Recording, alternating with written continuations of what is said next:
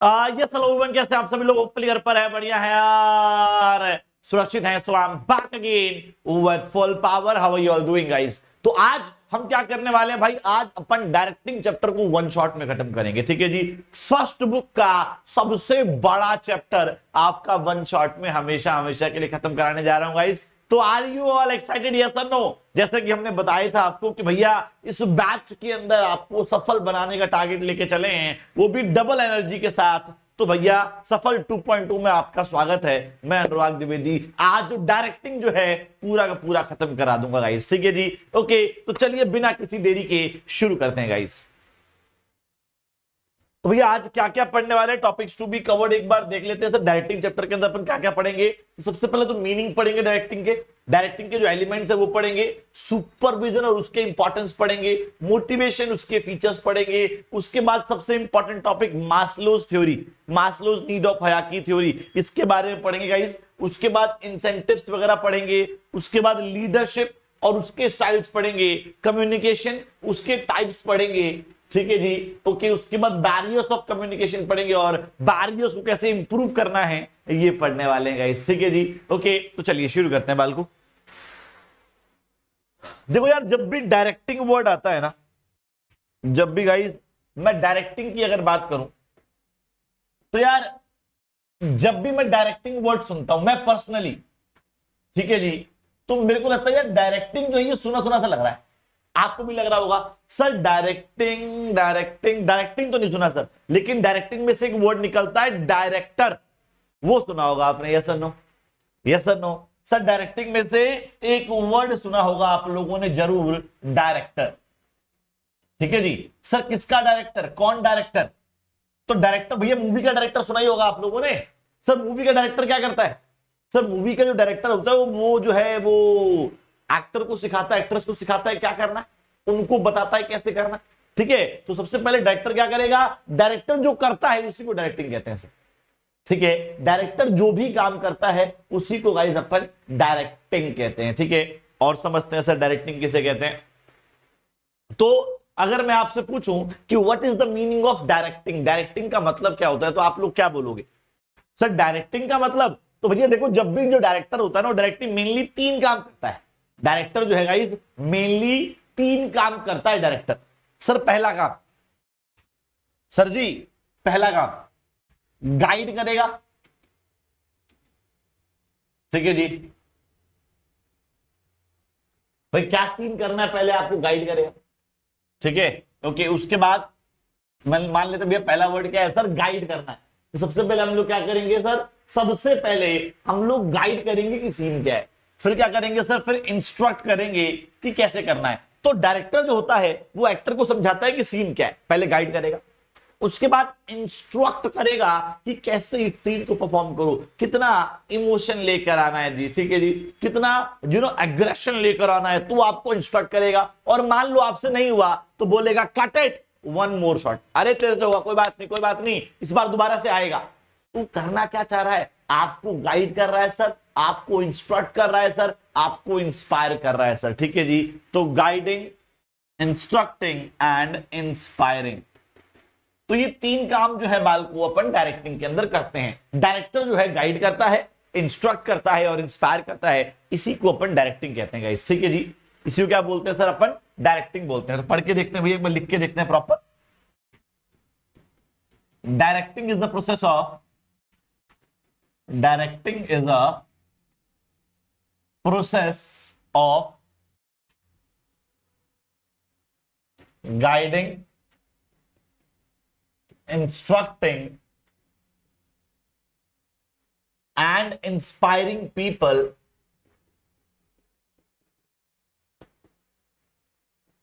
in the organization. Directing is the process of guiding, instructing and inspiring people in the organization to achieve organizational goals. To organizational goals, sir organizational goals को achieve करने के लिए, मैंने क्या बोला sir, organizational goals को achieve करने के लिए लोगों को गाइड करना, इंस्ट्रक्ट करना, इंस्पायर करना, इसे डायरेक्टिंग कहते हैं। So directing is the process of guiding, instructing and inspiring people in the organisation. Directing is the process of guiding, instructing and inspiring. Clear? ये तीनों वर्ड्स का क्लियर हो गया भैया?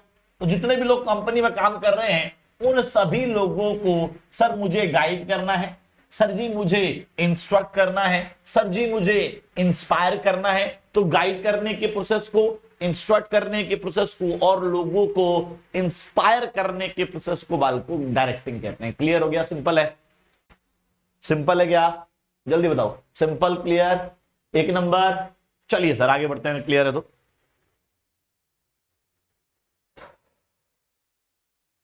अब भैया एक और डेफिनेशन मुझे याद आ रही है डायरेक्टिंग की, जिसके अंदर फिर क्या करते हैं, लोगों को बताते हैं कि क्या करना है और फिर बैठ के देखते हैं कि वो अपना बेस्ट कर रहे हैं कि नहीं कर रहे। भाई डायरेक्टर यही तो करता है, मूवी का डायरेक्टर। ठीक है जी सर, मूवी का डायरेक्टर क्या करेगा, पहले तो आपको गाइड करेगा कि क्या करना है और फिर बैठ के देखेगा कि आप जो है बेस्ट कर रहे हो कि नहीं कर रहे हो। ये भी एक डेफिनेशन है गाइस। ठीक है, क्या डेफिनेशन है? Definition number 2, directing is the process of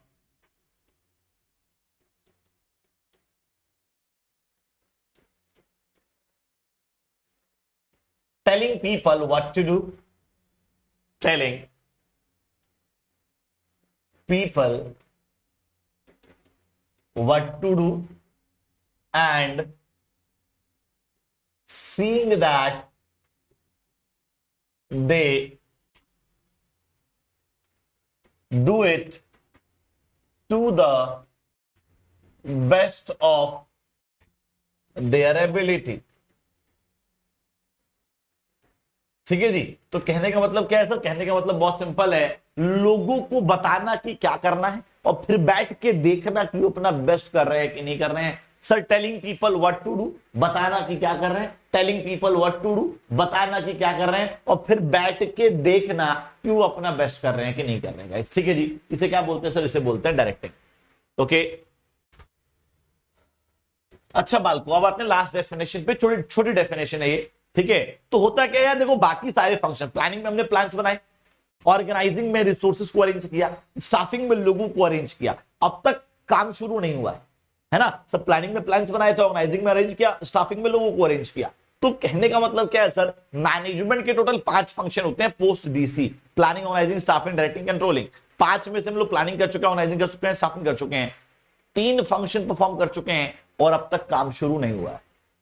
तो डायरेक्टर जो है, जो मूवी का डायरेक्टर होता है, वो क्या करता है सर? मूवी का डायरेक्टर करता है लाइट्स, कैमरा, एक्शन। तो एक्चुअल में ये हम लोग लिंक कर रहे हैं अपने चैप्टर से कि एक्शंस जो है ना वो डायरेक्टिंग में लिए जाते हैं गाइस। ठीक है जी, ओके, लाइट्स, कैमरा, एक्शन। तो बेसिकली डायरेक्टिंग एक ऐसा स्टेज है मैनेजमेंट का जहां पर एक्चुअल में एक्शंस लिए जाते हैं। ठीक है जी, directing is a process of initiating action, process of initiating actions। तो सर एक्शन को इनिशिएट करने को, स्टार्ट करने के प्रोसेस को बाल को डायरेक्टिंग कहते हैं। Directing is the process of initiating action. बहुत छोटी डेफिनेशन है गाइस। ठीक है जी, डन? डन है क्या? क्लियर है क्या? चलिए sir,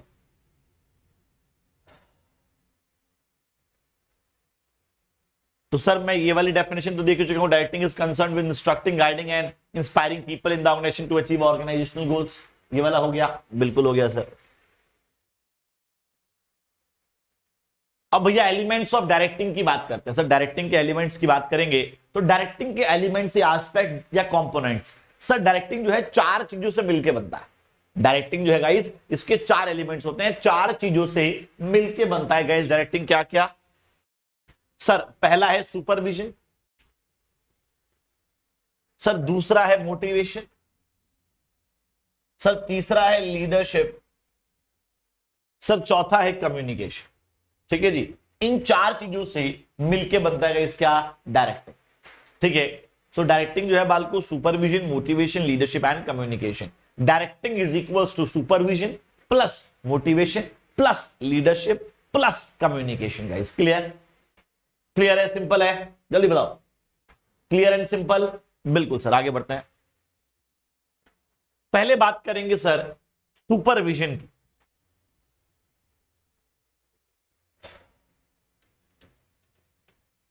supervision sir, what is the meaning of supervision guys? जल्दी बताइए प्लीज एवरीवन। सुपरविजन का मतलब क्या होता है सर? सुपर, पहले मैं स्पेलिंग को तोड़ देता हूं सर। एक में आ गया सर सुपर, दूसरे में आ गया sir vision.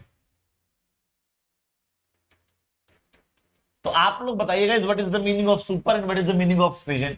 Sir super normal से ऊपर, सुपरमैन नॉर्मल मैन से ऊपरमैन, super natural power normal power से ऊपर वाली पावर। सुपर का मतलब क्या होता है? नॉर्मल से ऊपर, ठीक है जी, या ऊपर ऊपर, ठीक है जी। तो ओवर एंड अबव, क्या बोलेंगे मेरे भाई? Over and above, over and above. Let's talk about vision guys. Sir vision का मतलब क्या? Everyone, what is the meaning of vision? Sir vision, vision मतलब देखना या नजरिया। क्या बोल सकते हैं सर अपन? देखना या देखने का नजरिया, ठीक है।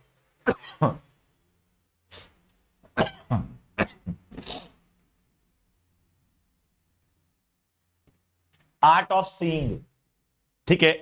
तो कान को ऊपर ऊपर से देखने के नजरिए को, कान को ऊपर ऊपर से देखने के प्रोसेस को अपन बाल को डायरेक्टिंग कहते हैं, ठीक है जी। जैसे मान लीजिए आपकी क्लास में जब एग्जाम चल रहा होता है, एक इन्विजिलेटर होता है कि नहीं होता है? जो वो कर रहा है वो सुपरविजन तो कर रहा है, वो आपको सिर्फ एग्जाम देते हुए देख रहा है कि आप कैसा दे रहे हो, कोई दिक्कत परेशानी तो नहीं आ रही, कहीं चीटिंग तो नहीं कर रहे हो आप लोग, ठीक है जी। कोई डाउट है तो आके पूछ लो।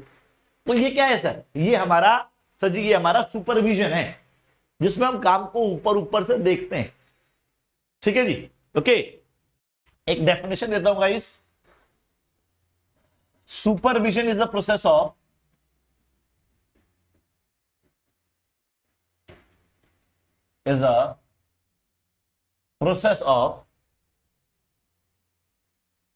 supervision is the process of monitoring the subordinates। Monitor का मतलब क्या होता है? मॉनिटर करना ना, देखना कि क्या कर रहे हो आप लोग। Monitoring and guiding the subordinates, पहले मैं आपको देखूंगा कि आप क्या कर रहे हो, और गलत कर रहे होगे तो आपको गाइड करूंगा, ठीक है जी। तो sir supervision is the process of monitoring and guiding the subordinates, guiding the subordinates so that they can work as per plan, so that they can work as per plan, ताकि वो plan के according काम करें। भैया मैं आपको क्यों देख रहा हूं, मैं आपके ऊपर नजर क्यों बनाए रखा हूं, मैं आपको क्यों मॉनिटर कर रहा हूं, मैं आपको क्यों ऑब्जर्व कर रहा हूं? ताकि आप प्लान के अकॉर्डिंग काम करो। क्या करो गाइस? आप लोग जो है प्लान के अकॉर्डिंग काम करेंगे, ठीक है जी। डन है क्या? तो सर सुपरविजन मीन्स, देखो, monitoring, instructing and guiding the subordinate to ensure that they perform as their jobs in accordance with the plans and instruction. तो जो प्लान और इंस्ट्रक्शन को दिया गया है वो अपनी जॉब उसी के अकॉर्डिंग करें, उसको क्या बोलते हैं सर? सुपरविजन कहते हैं, ठीक है जी। तो मॉनिटर करना और गाइड करना, दो ही वर्ड ध्यान रखो बस, monitoring and guiding the subordinate so that they can work according to the plans, ठीक है। डन, सिंपल, क्लियर, लैंग्वेज भी सिंपल हो गई। चलो भैया आगे बढ़ते हैं, बात करते हैं सर मोटिवेशन की। सर मोटिवेशन क्या होता है? तो भैया मोटिवेशन समझते हैं।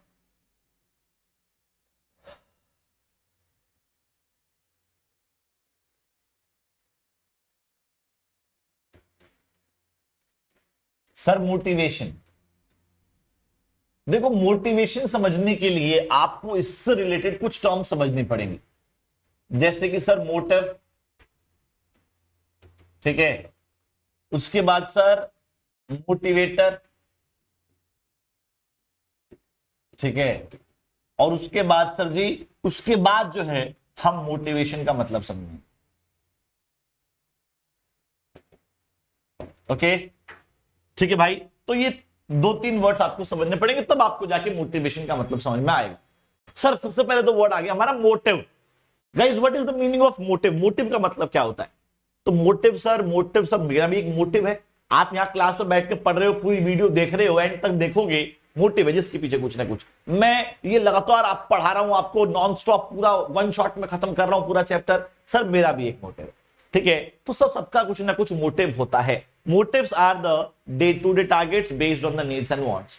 Sir motives are the targets, motives are the goal based on needs and wants, ठीक है जी। तो मोटिव क्या होता है sir? Motives are the targets based on needs and wants. Is the target based on needs and wants.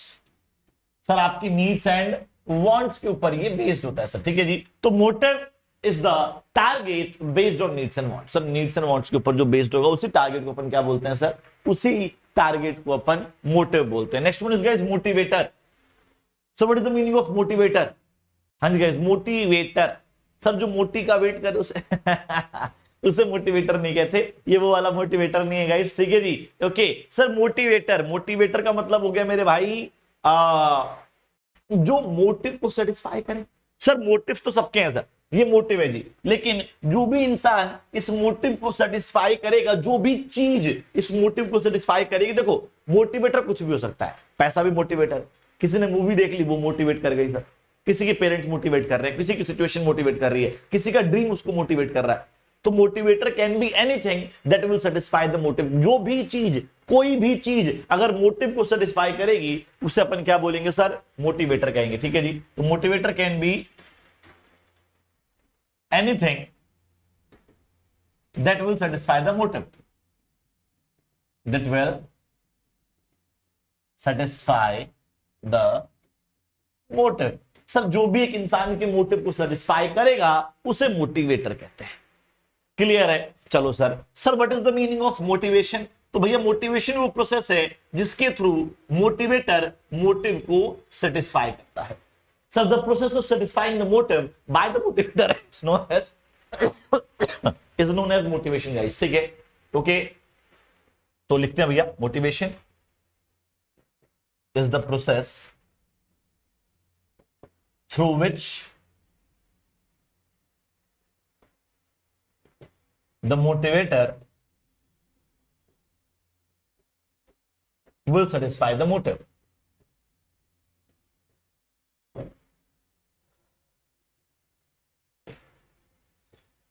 Sir जिस प्रक्रिया के थ्रू मोटिवेटर मोटिव को सेटिस्फाई करेगा उस प्रक्रिया को अपन मोटिवेशन कहेंगे। ये तो एक नॉन टेक्निकल डेफिनेशन हो गई, ठीक है। सर बुकिश डेफिनेशन क्या है?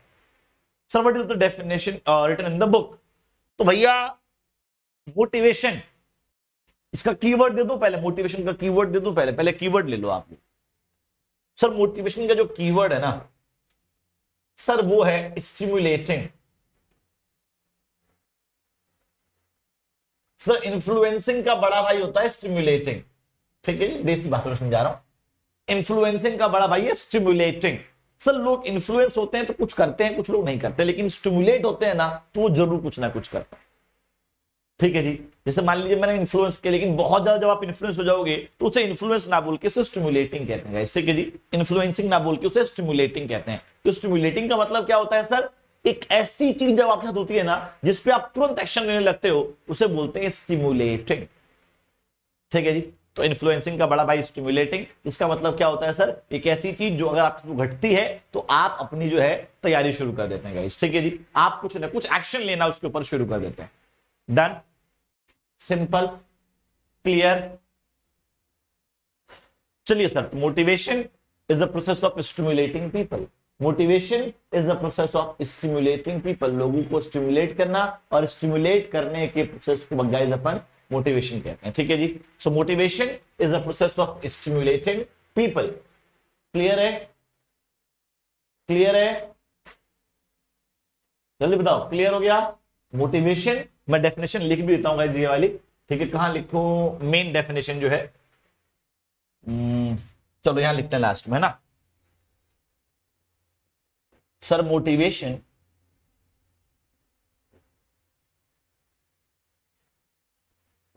is a process of stimulating people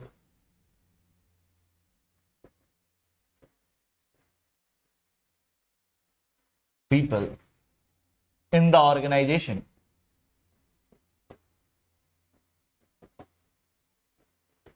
stimulating people in the organization is known as motivation। ठीक है, जो लोगों को स्टिमुलेट करना कंपनी के अंदर, इसे गाइस क्या कहते हैं? इसे कहते हैं मोटिवेशन। ठीक है, डन, सिंपल, क्लियर। आगे बढ़ते हैं सर। तो it is the process of stimulating people, देखे लिखा, टू टेक एक्शन, ताकि वो लोग एक्शन ले सकें, काम करना शुरू कर सकें। अब जब आपको बाल को मोटिवेशन मिलता है तो आप क्या करते हो? आप लोग पढ़ने लगते हो। जैसे ही आपको मोटिवेशन मिल गया, सर आज से सर मैं 2 घंटे फालतू पढ़ूंगा सर अब देखो सर जी मैं जाऊंगा SRCC में जाऊंगा सर, है ना। तो क्या होता है सर, जैसे ही आपको मोटिवेशन मिलता है आप लोग पढ़ाई के ऊपर थोड़ा फोकस ज्यादा कर देते हैं। तो स्टिमुलेटिंग का मतलब क्या हुआ? लोगों को इन्फ्लुएंस करना, ज्यादा लेवल का इन्फ्लुएंस कर देना, ताकि लोग जो है काम करने लग जाएं, तुरंत एक्शन लेने लग जाएगा इस। ठीक है, चलिए सर अब बात करते हैं सर लीडरशिप की।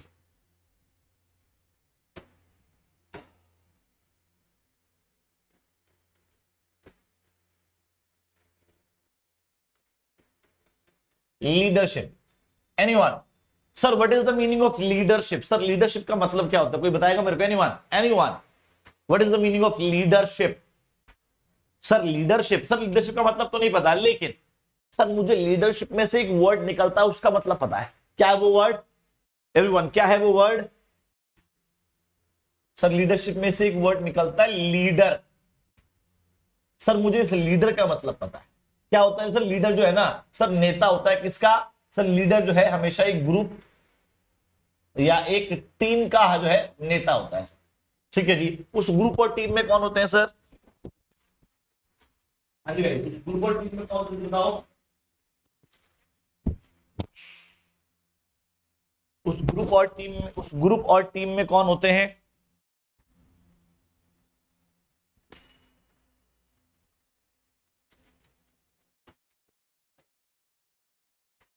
सर उस ग्रुप और टीम में जो सर मेंबर्स और फॉलोवर्स होते हैं, कौन होते हैं सर? सर जी मेंबर्स और फॉलोवर्स होते हैं। अच्छा जी, उन मेंबर्स और फॉलोवर्स को इन्फ्लुएंस करने के प्रोसेस को बाल को, ठीक है जी, इन्फ्लुएंस करने के प्रोसेस को अपन क्या बोलेंगे? लीडरशिप बोलेंगे बाल को। उल्टा कर लो, अब आपकी डेफिनेशन तैयार है, उल्टा कर लो, आपकी डेफिनेशन तैयार है सर। सर कैसे? देखो ध्यान से sir, leadership is the process of influencing the members और followers of the group and team by the leader. तो लीडर द्वारा मेंबर्स और फॉलोवर्स को इन्फ्लुएंस करने के प्रोसेस को बाल को लीडरशिप कहते हैं गाइस। ठीक है जी, मैं यहां पे डिफाइन कर देता हूं guys. Leadership is a process of influencing the members or followers of the group by the leader। ठीक है जी, तो लीडर द्वारा मेंबर्स और फॉलोवर्स को इन्फ्लुएंस करने के प्रोसेस को बाल को लीडरशिप कहते हैं। So leadership is the process of influencing the members और followers of the group by the leader. ठीक है जी, लीडर द्वारा मेंबर्स और फॉलोवर्स को इन्फ्लुएंस करने के प्रोसेस को बाल को अपन लीडरशिप कहते हैं। डन, सिंपल, क्लियर, 1 नंबर, समझ में आ गया। चलो आगे बढ़ते हैं।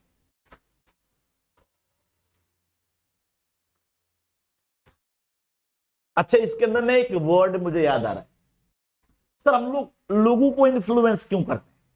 जैसे मान लीजिए टीम इंडिया के जो रोहित शर्मा जी हैं, वो टीम को क्या इन्फ्लुएंस करते होंगे? यार देखो, मैं बार बार तो बताऊंगा नहीं, मैं आपका लीडर हूं, मैं सबसे आगे खड़ा हूं, लेकिन आप लोग भी अपनी जिम्मेदारी बिना मेरे कहे पूरी करना। आप लोग भी अपनी जिम्मेदारी बिना मेरे कहे पूरी करना गाइस, इसी को बोलते हैं गाइस स्ट्राइव विलिंगली या work willingly. Strive willingly. Sir हम लोग जो है इन्फ्लुएंस क्या कर रहे हैं सर, ताकि लोग जो हैं स्ट्राइव विलिंगली करें। स्ट्राइव विलिंगली मतलब खुद से काम करें, मुझे टोकना ना पड़े। मतलब मैं आपको इस तरह से इन्फ्लुएंस करूंगा, मैं आपको इस तरह से इन्फ्लुएंस करूंगा कि आप जो हैं मेरे को टोकने का मौका ना दें, मेरे को बोलने का मौका ना दें, आप खुद से अपना 100% देने लगे। ठीक है जी, मुझे टोकना ना पड़े, मुझे बोलना ना पड़े, आप जो हैं खुद से अपना 100% देने लगे। इसी को बोलते हैं मेरे भाई स्ट्राइव विलिंगली। क्या बोलते हैं sir? Strive willingly. Simple clear? बताइए जल्दी से, सिंपल क्लियर?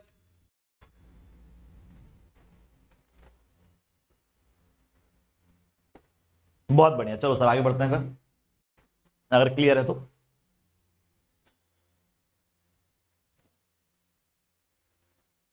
तो सर साफ साफ लिखा तो है, leadership is the process of influencing the behaviour of other people so that they can work willingly, strive willingly. ठीक है जी, for the attainment of the goals. चलो सब आते हैं सर कम्युनिकेशन पे। सर कम्युनिकेशन, अच्छा ये तो वर्ड सुना ही होगा आपने, सुना है कि नहीं सुना है? सुना है ना sir communication. Sir communication word क्या है मेरे भाई? तो कम्युनिकेशन जो वर्ड है मेरे भाई, कम्युनिकेशन वर्ड से जो है वो कहां से निकला है? अच्छा कम्युनिकेशन तो हम लोग जो कर रहे हैं वो कम्युनिकेशन ही तो है, जो हम लोग कर रहे हैं वो कम्युनिकेशन ही तो है। लेकिन आज पहली बार बालकों से तसल्ली से पढ़ भी रहे हैं अपन, इसके टाइप्स वगैरह भी पढ़ेंगे। ठीक है जी sir, communication, communication is a word that is derived from a Latin word. Sir ये लैटिन लैंग्वेज से निकला है। ठीक है जी, that Latin word is communis. वो लैटिन वर्ड क्या है मेरे भाई? वो लैटिन वर्ड है कम्युनिस। तो communication is a word that is derived from the Latin word, and that Latin word is communis. The meaning of communis is, the meaning of communis is common understanding, common understanding। ठीक है जी, and common understanding, common understanding create करने के process को बाल को क्या बोलते हैं? कम्युनिकेशन। ठीक है जी, ओके। तो बेसिकली कम्युनिस्ट मीन्स तो कॉमन होता है, कम्युनिस्ट मीन्स बाल को कॉमन होता है, बट कम्युनिकेशन का अल्टीमेट मीनिंग जो हम लोगों ने बनाया वो क्या बनाया सर? Common understanding guys. ठीक है जी, ओके, कॉमन अंडरस्टैंडिंग। ठीक है, तो आपके और मेरे बीच में जब कॉमन अंडरस्टैंडिंग होगी उसको क्या बोलेंगे सर? उसको अपन बोलेंगे communication. So communication is the process of creating common understanding. मैं बोल रहा हूं, आपको समझ में आ रहा है कि नहीं आ रहा? हाँ सर आ रहा है सर, हाँ सर बिल्कुल आ रहा है, सही बात, बिल्कुल आ रहा है सर, आ रहा है। तो जो आप गर्दन हिला रहे हो ना, यही तो कम्युनिकेशन है। मैं बोल रहा हूं आपको समझ में आ रहा है, मैं जो बोल रहा हूं आपको समझ में आ रहा है, वो क्या है? वही तो कम्युनिकेशन है। ठीक है जी, तो communication is the process of creating common understanding. ठीक है, मैं डिफाइन कर देता हूं बाल को आप लोगों के लिए।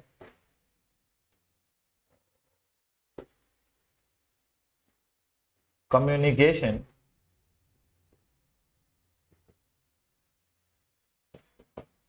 इज अ प्रोसेस ऑफ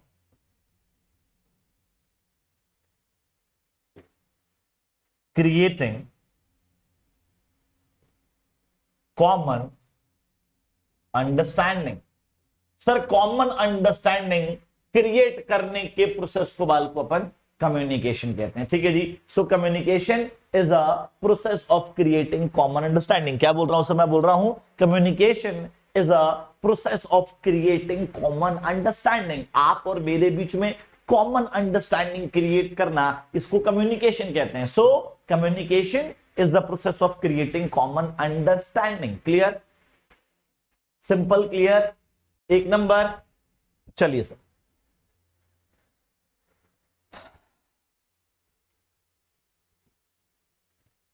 अच्छा जी, एक और डेफिनेशन देता हूं बाल को मैं आपको कम्युनिकेशन की।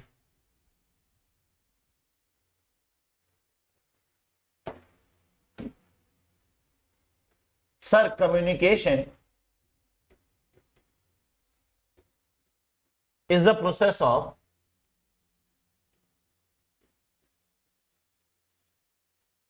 communication is the process of sharing of ideas, sharing of ideas। Sir मैं अपने आइडियाज जो है आपके साथ शेयर कर रहा हूं, अपने thoughts, feelings, fact, emotion, information, views, opinions, ठीक है जी, फैक्ट्स, फिगर्स, इनको आपके साथ शेयर कर रहा हूं और इसी शेयर करने के प्रोसेस को भी अपन कम्युनिकेशन कहते हैं, ठीक है।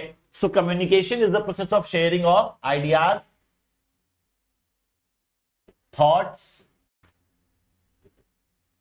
feelings, facts, emotion, information, views, opinions, facts, figures, etc. by the कौन शेयर करेगा भाई? सेंडर शेयर करेगा। तो sender, by the sender with the receiver. Sir receiver के साथ शेयर करेगा, ठीक है जी, with the receiver to create, with the receiver to create. क्या क्रिएट करना है सर हम लोगों को? सर कॉमन अंडरस्टैंडिंग क्रिएट करनी है। क्या करनी है सर हम लोगों के बीच में? एक कॉमन अंडरस्टैंडिंग क्रिएट करनी है, ठीक है। तो टू क्रिएट कॉमन अंडरस्टैंडिंग, ठीक है जी। तो कॉमन अंडरस्टैंडिंग हम लोगों को मेनली यहां पर क्रिएट करनी है गाइस। Done, simple, clear. चलिए सर आगे बढ़ते हैं, आगे बढ़ते हैं सर। तो भाई ध्यान से देखिए प्लीज, वही बात जो मैंने बताई आप लोगों को। Communication is the process of exchange of ideas, thoughts, views, facts and feeling etcetera between two और more person to create common understanding. The word communication is derived from the Latin word communis, which means common, which consequently implies common understanding। Simple है, clear है, समझ में आ गया? समझ में आ गया गाइस? यस और नो? यस और no?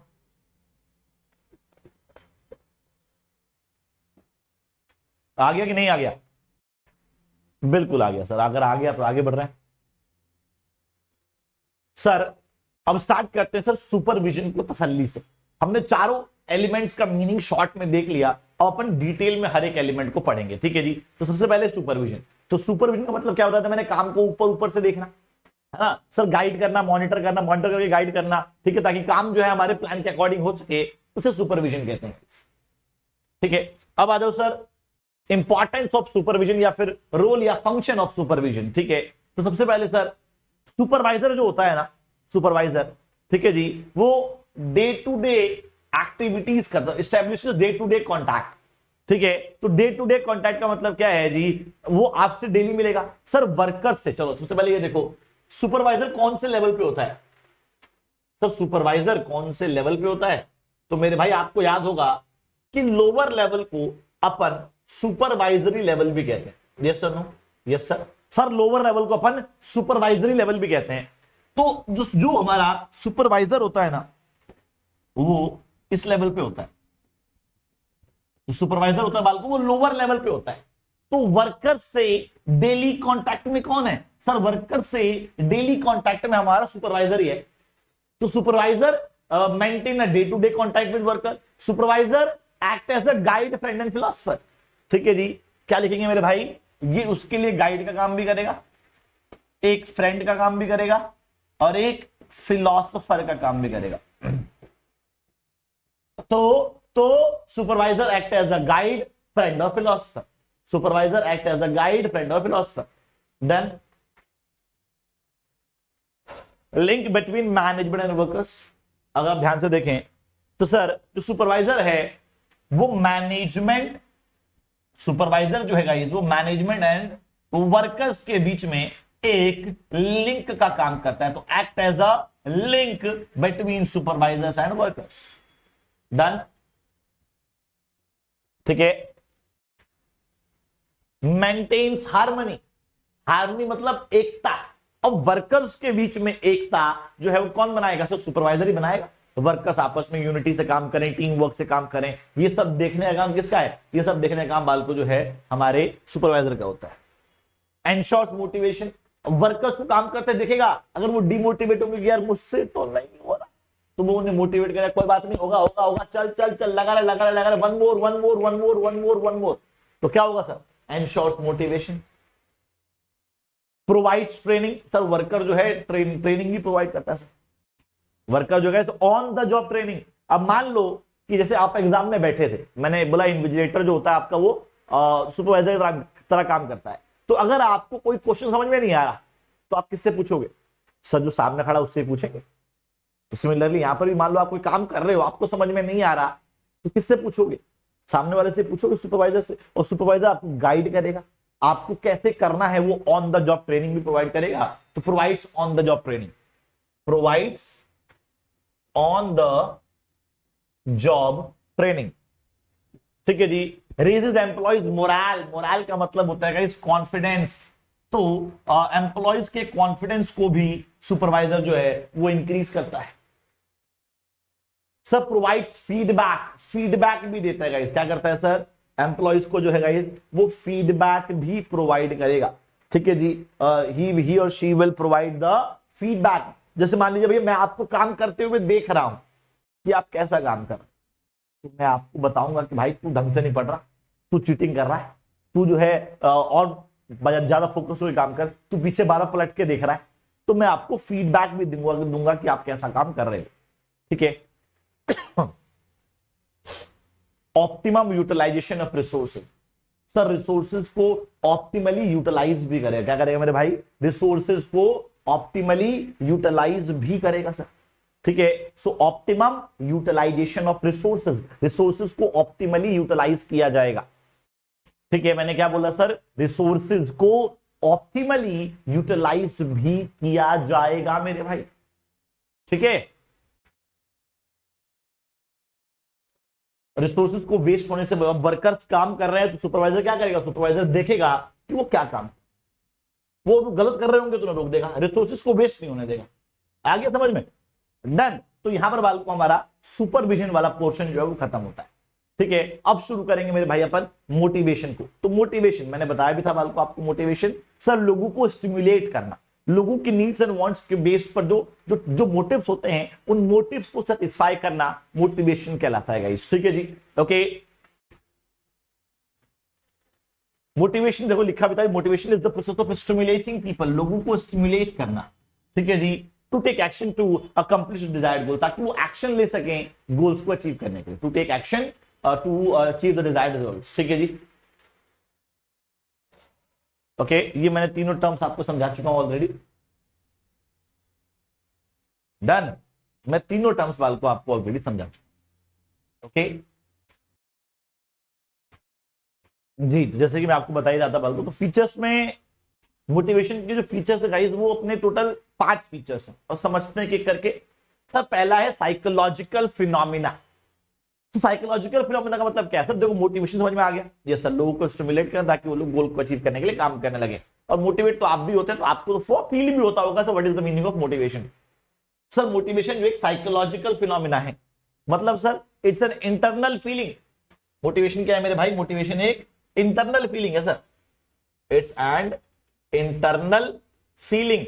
Motivation is an internal feeling.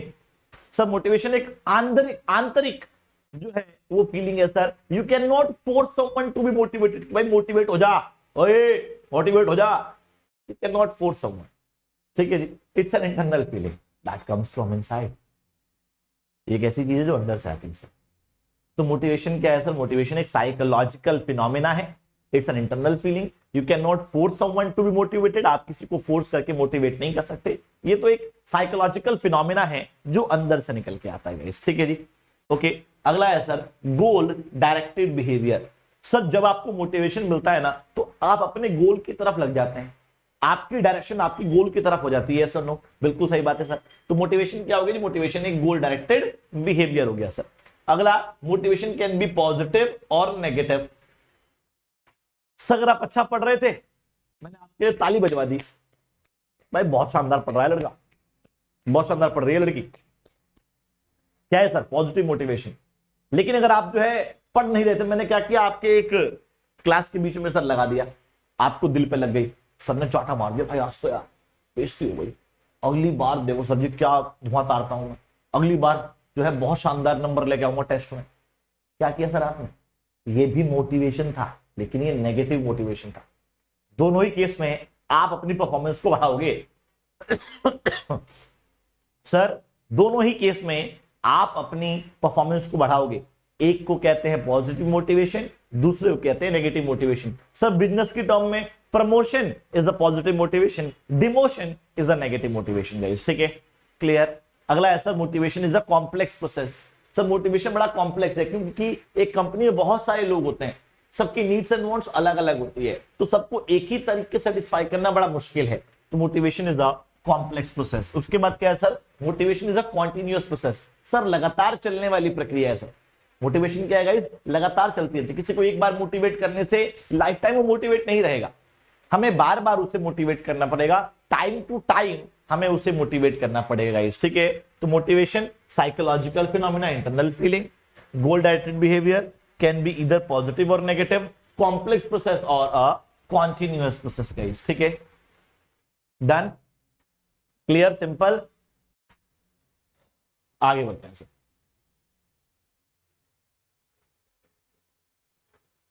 ठीक है जी, अब आ जाओ sir, Maslow's need of hierarchy theory of motivation, सबसे इंपॉर्टेंट टॉपिक इस चैप्टर का। Sir Maslow's theory, Maslow theory क्या कहती है यार, देखो मास्लो थ्योरी जो है ना, ये किसने दी, पहले ये समझो। Sir this theory is given by Abraham Harold Maslow, Abraham Harold Maslow, ठीक है जी। So this theory is given by the famous psychologist of America.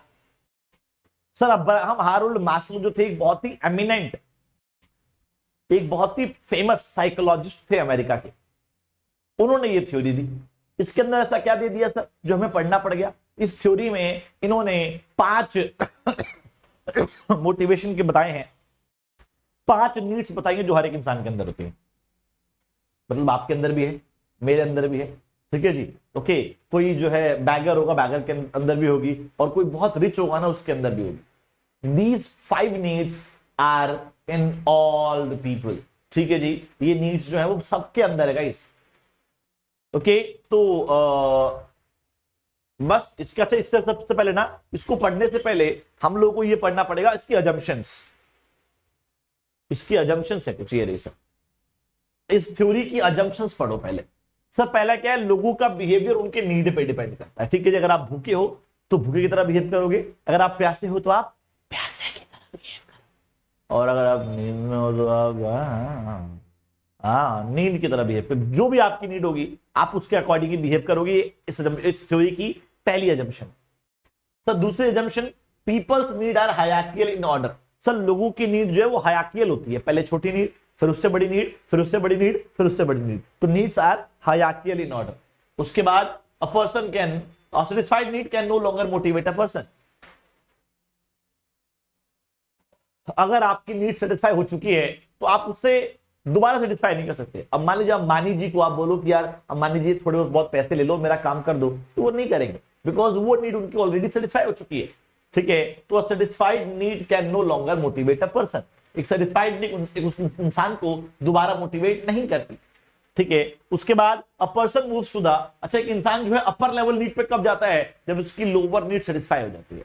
अब आप कॉलेज कब जाओगे, जब आप जो है सीयूईटी निकाल दोगे, तो आपका अगला लेवल नीड सेटिस्फाई कब होगा, जब लोअर लेवल नीड सेटिस्फाई हो जाएगा। A person moves to the next higher level need of hierarchy only when the lower need is satisfied. Clear है, तो ये चारों जंक्शन क्लियर हो गई। चलो सर शुरू करते हैं सर। 5 नीड्स थी, देखो ये रही गाइस 5 नीड्स, में एक बार डायग्राम के थ्रू दिखा देता हूं। सर मास्लो थ्योरी के अंदर मैं बता दें 5 नीड्स होती हैं, ठीक है। अगर आप चाहो बाल को तो ये एग्जाम, ये डायग्राम जो बोर्ड में मतलब आपके जो है बोर्ड एग्जाम में बना के आ सकते हैं।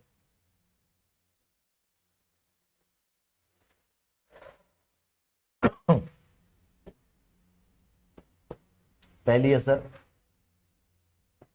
फिजियोलॉजिकल नीड, जिसको अपन बेसिक नीड भी कहते हैं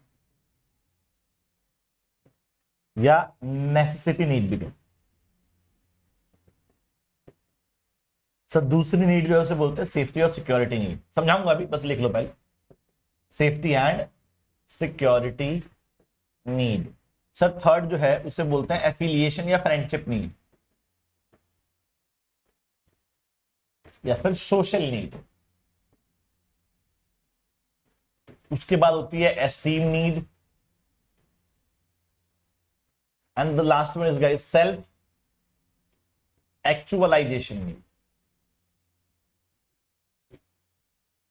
अब ये नीड क्या होती है ये समझते हैं, ठीक है। तो ये डायग्राम अगर आप चाहें तो बाल को बना के भी आ सकते हैं। तो ये 5 नीड्स होती हैं गाइस हर एक इंसान के अंदर, ठीक है। मतलब आपके अंदर ये 5 नीड्स है, मेरे अंदर ये 5 नीड्स है, ठीक है। समझते हैं कैसे। सर पहली नीड है बेसिक फिजियोलॉजिकल नीड। हर एक इंसान की कुछ बेसिक नेसेसिटीज होती हैं गाइस। क्या होती है? कुछ बेसिक नेसेसिटीज होती हैं, ठीक है जी। ओके, तो जैसे कि रोटी कपड़ा मकान। सर रोटी कपड़ा और मकान। So every human have some basic needs. आपकी भी रोटी कपड़ा मकान बेसिक नीड है, किसी रिच की भी है, किसी पुअर की भी है। So every person have some every people have some basic needs. रोटी कपड़ा मकान, food shelter cloth and sleep, ठीक है। तो इन्होंने बहुत सही बात है सर हर एक इंसान के अंदर जो पहली नीड होती है उसे क्या बोलते हैं sir? Basic need, physiological need, ठीक है जी। और बोल सकते हो आप इसे हंगर नीड, ठीक है। सर्वाइवल नीड, जिंदा रहने के लिए आपको क्या चाहिए? रोटी कपड़ा मकान चाहिए। अब सवाल यह है कि कंपनी इंसान की इस नीड को सेटिस्फाई कैसे करेगी? सर सैलरी दे दो। अगर मैंने आपको सैलरी दे दी तो रोटी का जुगाड़ हो गया, कपड़े का जुगाड़ हो गया, मकान का जुगाड़ हो गया। सर बहुत बढ़िया, ठीक है। पढ़ के देखिए sir. These needs are the most basic needs of human life that includes hunger, water, sleep and shelter. In organization context, the basic salary, sir basic salary अगर हम दे दें तो लोगों की नीड सेटिस्फाई हो जाएगी। सिंपल है भाई, सिंपल क्लियर है। चलो सर आगे बढ़ते हैं। अगला है sir safety and security need. Safety and security किसी से? Sir physical and emotional harm से। रोटी कपड़ा मकान आपको आज मिल रहा है, कल मिलेगा कोई गारंटी नहीं है, परसों मिलेगा कोई सेफ्टी नहीं है, उसके बाद मिलेगा कोई सिक्योरिटी नहीं है। तो सेफ्टी और security from physical and emotional harm मतलब रोटी कपड़ा मकान आज मिल रहा है, कल भी मिले, परसों मिले, उसके बाद भी मिलता रहे, ठीक है। ओके, और यूनिट सेटिस्फाई कैसे होगी सर? यूनिट सेटिस्फाई होगी अगर मैं आपकी जॉब सिक्योर कर दी, job security, sir pension plan, sir provident fund, इन चीजों से हम आपकी नीड को सेटिस्फाई कर सकते हैं गाइस, ठीक है। These needs provide security and protection from physical and emotional harm in organizational context. Job security, stable income, pension plans, etc. help satisfy these needs. Clear है? आगे बढ़ते हैं सर, चलिए। अगला है सर एफिलिएशन और बिलोंगिंगनेस नीड, जिसको बाल को नीड ऑफ फ्रेंडशिप या फिर सोशल नीड भी अगर आप चाहो तो बोल सकते हो, ठीक है जी। सेटिस्फाई कैसे होगी मेरे भाई? सेटिस्फाई होगी जी, हम लोग क्या करेंगे सर? कॉर्डियल रिलेशंस क्रिएट करेंगे, बिलोंगिंगनेस क्रिएट करेंगे, सर इनफॉर्मल ऑर्गेनाइजेशन क्रिएट करेंगे, इनफॉर्मल ऑर्गेनाइजेशन क्रिएट करेंगे, sir groups and communities create करेंगे। तो ग्रुप्स वगैरह बनाने से क्या होता है सर? लोग जो हैं आपस में इंटरेक्ट करते हैं ग्रुप के अंदर, और जो है हमारे एफिलिएशन और फ्रेंडशिप नीड सेटिस्फाई हो जाते हैं, ठीक है। So these needs refer to affection, sense of belongingness, acceptance and friendship in organizational context. Cordial relation मतलब मधुर संबंध, बेटर रिलेशंस, ठीक है जी, विद कलीग्स, बिलोंगिंगनेस अपनापन, etcetera with etcetera help to satisfy these needs, ठीक है जी। तो इनफॉर्मल ऑर्गेनाइजेशन क्रिएट करिए आप, ग्रुप्स, कम्युनिटी, यूनियन वगैरह बनाइए ताकि लोग जो आपस में इंटरेक्ट करें और अपनी एफिलिएशन और बिलोंगिंगनेस नीड को सेटिस्फाई करें, ठीक है जी। अगला है sir esteem need. Esteem need को गाइस अपन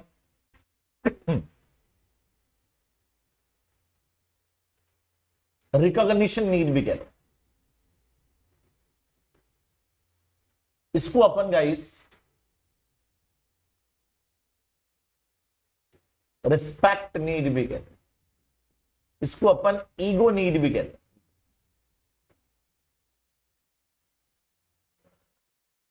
सेल्फ एस्टीम नीड या esteem need, these needs include factors such as self respect, prestige, status, recognition, attention. ठीक है जी, ओके। चलिए, तो सर अब कंपनी लोगों को अटेंशन कैसे दिलवाएगी, कंपनी लोगों को रिस्पेक्ट कैसे दिलवाएगी? सर जो दोस्त मेरे बने हैं उन दोस्तों में रिस्पेक्ट चाहिए सर। वो रिस्पेक्ट कैसे मिलेगी? अगर मैंने आपकी प्रमोशन कर दी तो, अगर मैंने आपको एक स्टेटस दे दिया तो, ठीक है जी, अगर मैंने आपको अप्रिशिएट कर दिया तो,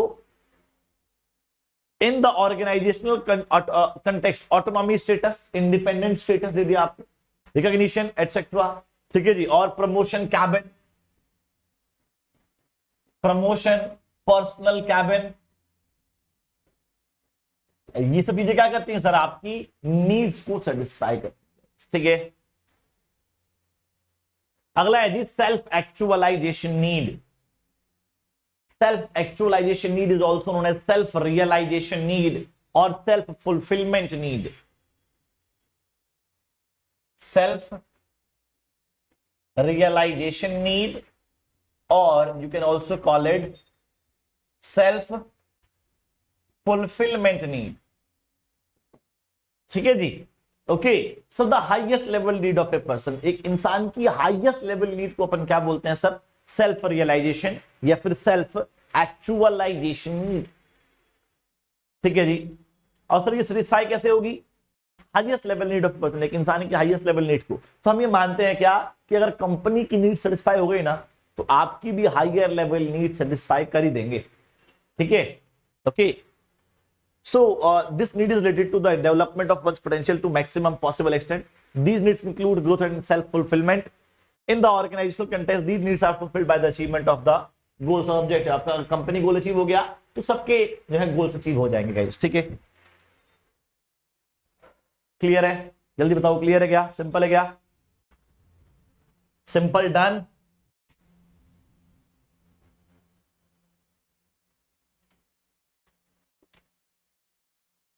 चलिए अब बढ़ते हैं सर अपन एवरीवन, अब बढ़ते हैं हम लोग जो है इंसेंटिव्स की तरफ। अगला टॉपिक है मोटिवेशन का, लास्ट टॉपिक है इंसेंटिव्स। क्या होता है भाई इंसेंटिव्स? वो बेनिफिट्स बोल दीजिए आप, वो लालच बोल दीजिए आप, वो चांसेस बोल दीजिए, वो अपॉर्चुनिटीज जो कंपनी यूज, जो टूल्स कंपनी यूज, जो टेक्निक्स कंपनी यूज करती है, इसलिए लोगों की, एम्प्लॉइज की परफॉर्मेंस को बढ़ाने के लिए, मैं आपकी परफॉर्मेंस को बढ़ाने के लिए जो लालच आपको दे रहा हूं, मैं आपकी परफॉर्मेंस को बढ़ाने के लिए जो बेनिफिट मैं आपको दे रहा हूं, जो चांस मैं आपको दे रहा हूं, जो अपॉर्चुनिटी मैं आपको दे रहा हूं, जो टेक्निक मैं इस्तेमाल कर रहा हूं, जो टूल्स मैं इस्तेमाल कर रहा हूं, उसको क्या बोलते हैं? उसको बोलते हैं इंसेंटिव्स। ठीक है जी, डन। तो incentives are the financial and non financial benefits. अब हो सकता है कि पैसे वाला बेनिफिट हो, अपॉर्चुनिटी हो, या फिर वो नॉन फाइनेंशियल भी हो सकती है। ठीक है जी, given to the employees so that they can feel motivated and encouraged। ठीक है, ताकि वो मोटिवेटेड फील करें, एनकरेज फील करें, और अल्टीमेटली मोटिव क्या होता है सर? परफॉर्मेंस को इंक्रीज करना। याद रखना सर, परफॉर्मेंस को इंक्रीज करना हमारा मेन मोटिव था। किसका? इंसेंटिव का। ठीक है जी, इंसेंटिव देने का जो मेन मोटिव होता है वो क्या होता है सर? परफॉर्मेंस को इंक्रीज करना होता है। आगे बढ़ते हैं सर। इंसेंटिव्स जो है मेरे भाई, इंसेंटिव्स दो तरह के होते हैं। एक होता है सर फाइनेंशियल इंसेंटिव्स, और दूसरे होते हैं मेरे भाई non financial incentives.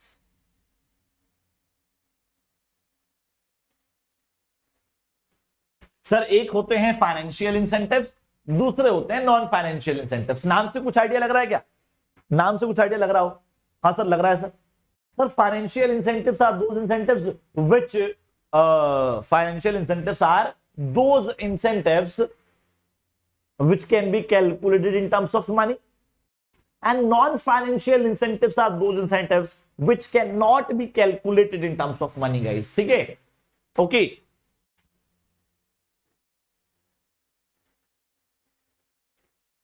So can be calculated in terms of money।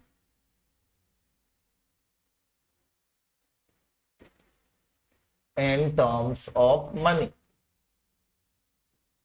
ठीक है, तो financial incentives are those incentives which can be calculated in terms of money. Let's talk about non-financial, guys. Non-financial incentives are those incentives which cannot be calculated in terms of money. तो भैया जिसको पैसे के term में calculate नहीं कर सकते उन इंसेंटिव्स को बाल को अपन नॉन फाइनेंशियल इंसेंटिव्स बोलते हैं, और जिसको अपन पैसे के टर्म में कैलकुलेट कर सकते हैं उसे अपन फाइनेंशियल इंसेंटिव्स बोलते हैं। ठीक है जी, तो financial incentives which can be calculated in terms of money, non financial incentives which can not be calculated in terms of money. Clear, simple, clear है, सिंपल है। तो जिसको अपन पैसे की टर्म में कैलकुलेट कर सकते हैं फाइनेंशियल, जिसको अपन पैसे की टर्म में कैलकुलेट नहीं कर सकते नॉन फाइनेंशियल। ओके, चलिए sir. So financial incentives refers to incentives which are measurable in terms of monetary and serves motivate people for better performance. पहला है सर पे एंड अलाउंसेस। भैया अगर आपको सैलरी और अलाउंस टाइम पे मिल जाए तो आप बताओ क्या आप अपनी परफॉर्मेंस को इंक्रीज करोगे? बिल्कुल करूंगा सर। अगर मुझे सैलरी टाइम पे मिलती रहे, 31 तारीख को 1 तारीख को मेरी account is credited with this amount, तो बड़ा मोटिवेशन से मिलता है सर, और फिर काम करने में मन लगता है सर। ठीक है जी, तो पे एंड अलाउंसेस। अगला है भाई प्रोडक्टिविटी लिंक्ड वेज इंसेंटिव। हम क्या करते हैं जी, आपकी प्रोडक्टिविटी को लिंक कर देते हैं आपके वेज से। अब आप ज्यादा कमाने के चक्कर में ज्यादा बनाने लगोगे, ये सुनो, ये ऐसा हम टेक्निक लगाइए क्या कि मैंने आपकी प्रोडक्टिविटी को आपके वेज से लिंक कर दिया, तो आप क्या करते हैं, ज्यादा कमाने के चक्कर में ज्यादा बनाने लगते हैं।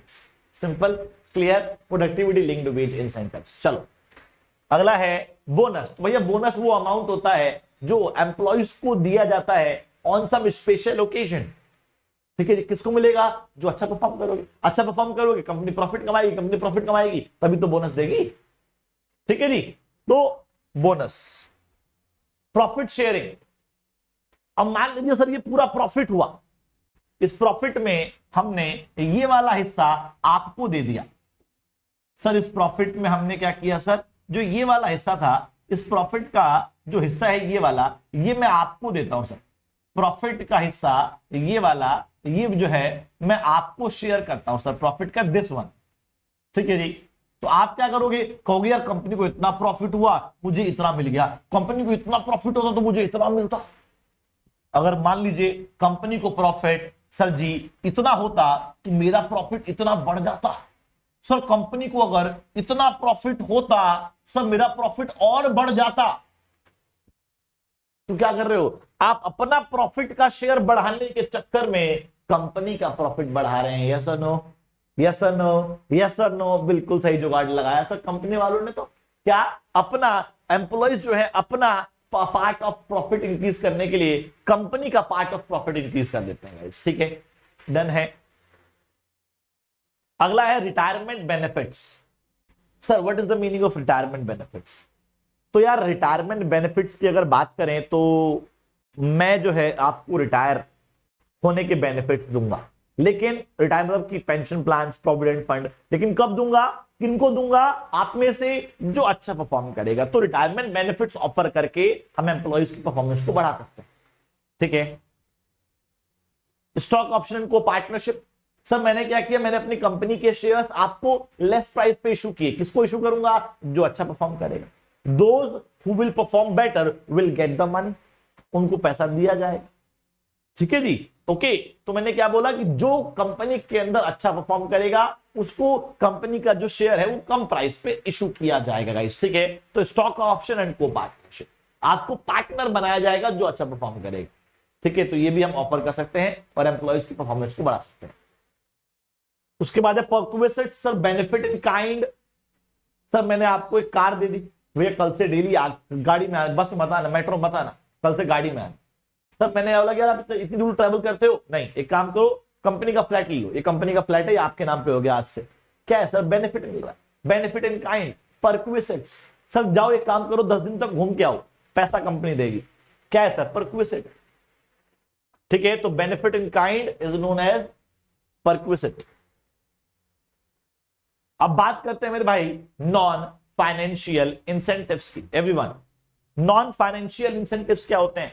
Sir, non financial incentives are those incentives which can not be calculated in terms of money. ठीक है, पहला है सर स्टेटस।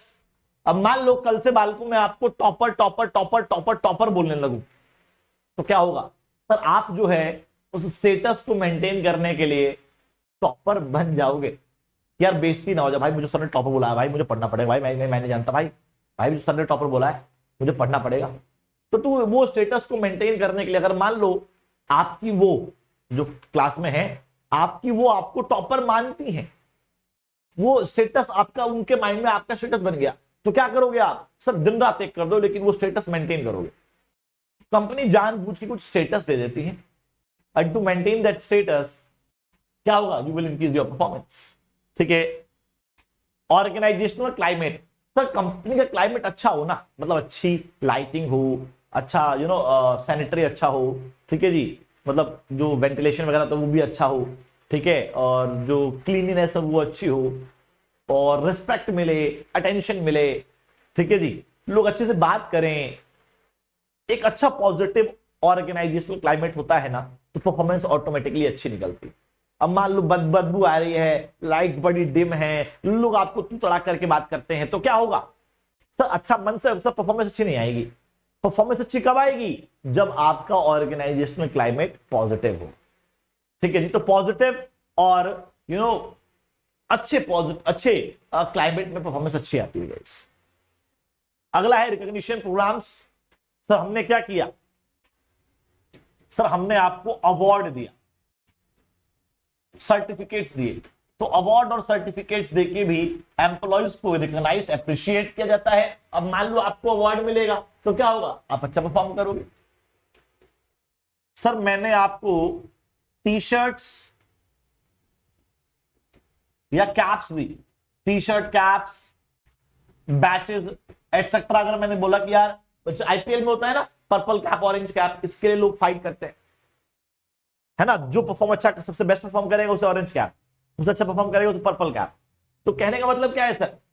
इन कैप्स और टी शर्ट्स के थ्रू भी हम लोग बेस्ट परफॉर्मर को अवार्ड दे सकते हैं गाइस। ठीक है,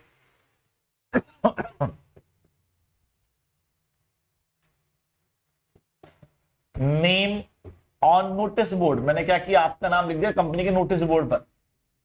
मैंने आपका नाम लिख दिया सर कंपनी के नोटिस बोर्ड पे, best employee of the month, best employee. आपकी फोटो लगी हुई है, बड़ी खुशी होगी सर जी, यार क्या बात है मेरी फोटो लग रही है। आप क्या करोगे? आप चाहोगे हर महीने मेरी ही फोटो लगे, और उसके लिए आप अपना बेस्ट दोगे। ठीक है, अगला है सर कॉन्ग्रेचुलेटिंग एन एम्प्लॉय।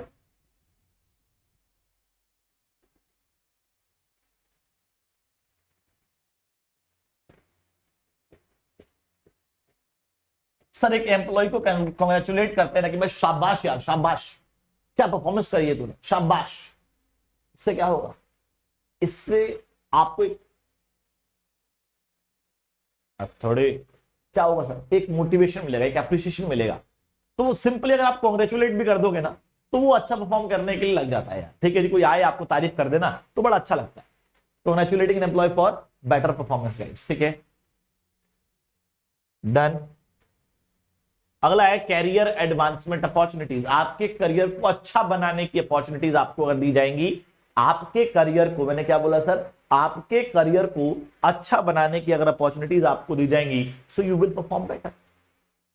तो मैं variety of career advancement opportunities अपने एम्प्लॉयज को प्रोवाइड करता हूं ताकि वो लोग अच्छा परफॉर्म कर सकेंगे। ठीक है, अगला है जॉब एनरिचमेंट। जॉब को इंटरेस्टिंग और एंटरटेनिंग बनाना। अगर जॉब इंटरेस्टिंग होती है ना, आपके पास बहुत सारी पावर होती है ना, बहुत सारी रिस्पॉन्सिबिलिटी होती है ना, तो क्या होता है? क्या होता है? अगर आप स्पॉटलाइट पे होते हो ना, तो आपकी परफॉर्मेंस अच्छी होती है।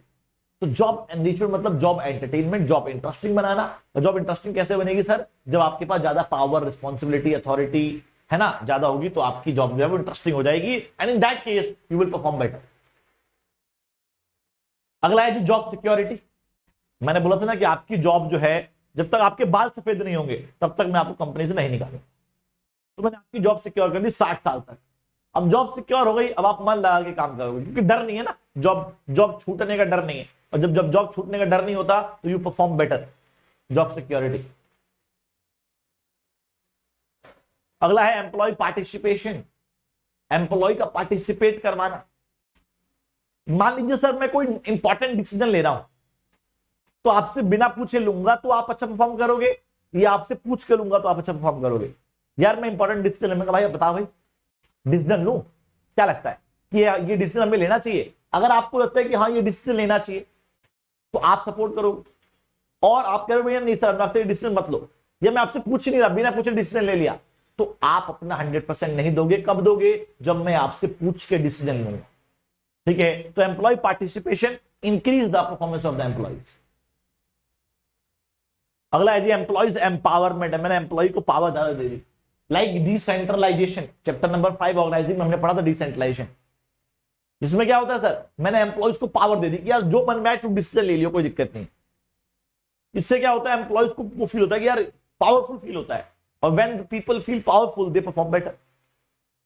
ये काम उन्हें करना है, जब उन्हें काम करना है और जब आप उन्हें ही डिसीजन लेने की पावर दे दोगे, काम भी उन्हें करना है, डिसीजन भी आप वही लेंगे, तो क्या होगा? They will take better decisions and their performance will increase.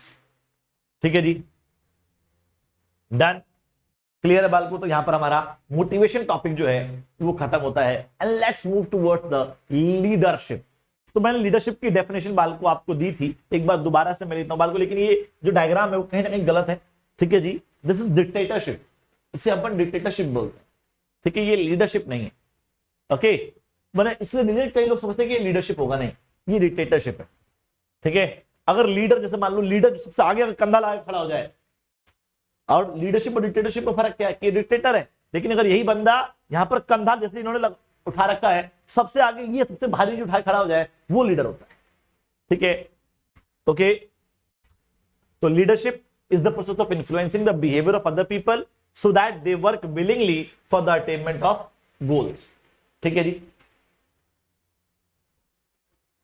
कुछ फीचर्स है बाल को लीडरशिप के, देख लीजिए प्लीज जल्दी जल्दी। Sir leadership indicates the ability of, भाई लीडरशिप जो है एक इंसान की एबिलिटी को शो करता है कि यार आपके अंदर कितनी कैपेबिलिटी है लीड करने की। लीडरशिप अच्छी होगी मतलब आपके अंदर एबिलिटीज ज्यादा है, लीडरशिप बेकार होगी मतलब आपके अंदर एबिलिटीज नहीं है। ठीक है, leadership tries to bring change in the behaviour of others. Sir bring change in the behaviour of others, sir बाकी लोगों के बिहेवियर में चेंज लाना। अब लीडर क्या चाहेगा, जो मेरी टीम है उन टीम के बिहेवियर में चेंज आ जाए और सब लोग जो है अपना 100% दें, वर्क विलिंगली करें, स्ट्राइव विलिंगली करें। जो लीडरशिप होता है बाल को, वो एक कॉन्टिन्यूअस प्रोसेस होता है, एक बार लीड नहीं करना पड़ता, हमें बार बार करना पड़ता है, एक बार इन्फ्लुएंस नहीं करना पड़ता, हमें बार बार करना पड़ता है गाइस। ठीक है, ओके,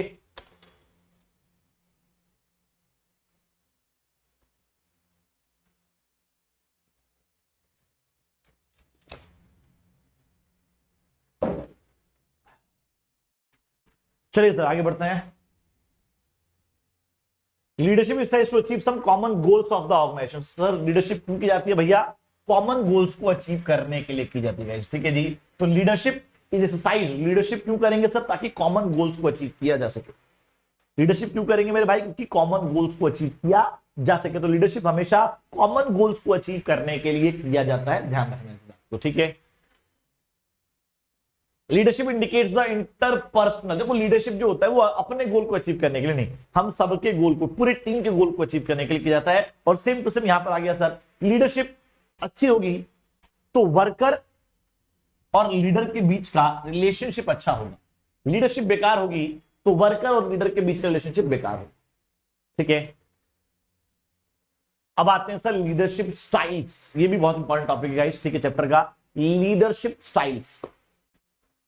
3 स्टाइल होते हैं सर लीडरशिप के, there are 3 styles of leadership.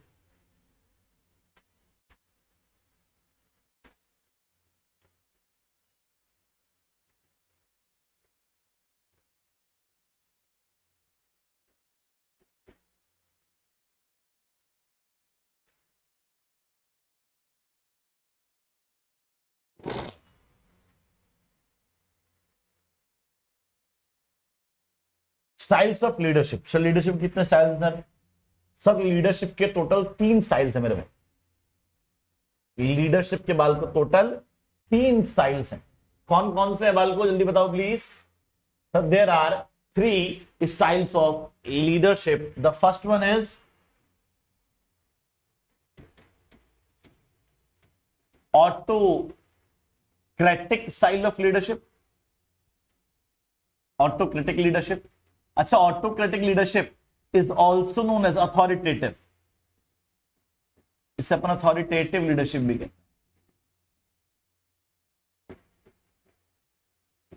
ठीक है जी sir. The second one is guys democratic leadership.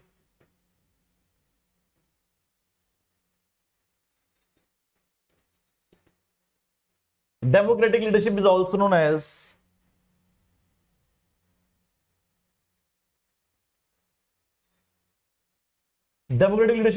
known as guys what? Participative leadership.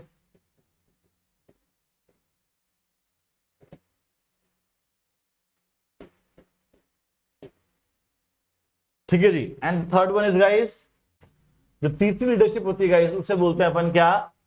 लेजस फेरे। लेजस फेरे। और जिसको बाल को अपन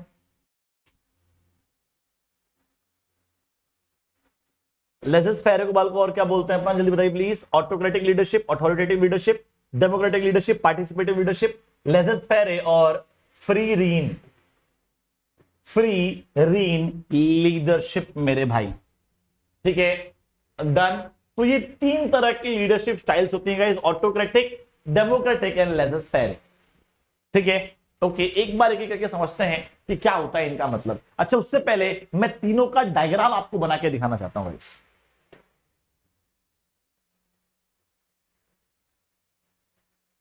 मैं तीनों का डायग्राम बाल को आपको बना के दिखाना चाहता हूं एक बार।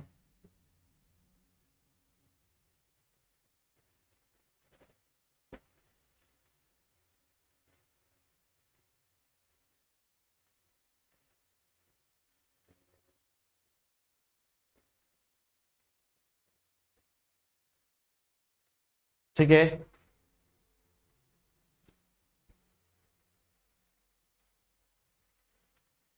डेमोक्रेटिक का बाल को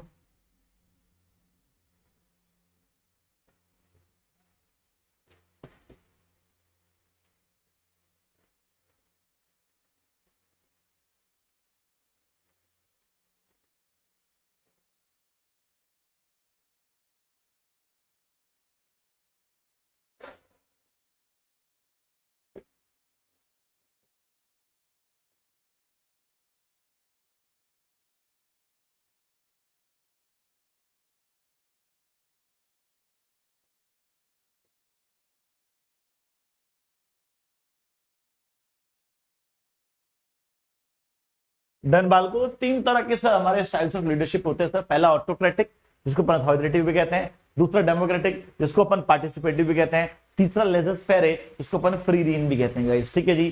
तो ये 3 बाल को डायग्राम आपको दिख रहे होंगे सर, ऑटोक्रेटिक, डेमोक्रेटिक, लेजस फेरे। अब एक बात तीनों को एक साथ समझ लेते हैं सर। सर ऑटोक्रेटिक लीडरशिप या अथॉरिटेटिव लीडरशिप क्या होता है? तो मेरे भाई ऑटोक्रेटिक लीडरशिप या फिर अथॉरिटेटिव लीडरशिप का वो स्टाइल होता है जिसके अंदर सारे डिसीजन लीडर लेगा। लाइक सेंट्रलाइजेशन, आपको याद होगा चैप्टर नंबर 2 और चैप्टर नंबर 5 में मैंने पढ़ाया है क्या सर? कि sir autocratic style of leadership जिसको अपन अथॉरिटेटिव स्टाइल ऑफ लीडरशिप भी कहते हैं, under this style of leadership all the decisions will be taken over by the leader only and he will insist the members and followers to follow up the decision, to obey the decision whether they are in favour or not. भले ही वो उसके favour में है कि नहीं है, आपको ये सारे डिसीजन जो मुझे फॉलो करने पड़ेंगे। ठीक है, जैसे आपके स्कूल वाले को 0 पीरियड लगा दिया जाता है, आपसे पूछा था नहीं, बस बोल दिया और बोला कि भैया आना ही है 0 पीरियड में। हाँ बता रहा हूं पहले ही। तो क्या है सर, हमसे पूछे बिना डिसीजन ले लिया और हम पे को फोर्स किया जा रहा है कि yes you have to obey the decision. That style of leadership is known as autocratic style of leadership.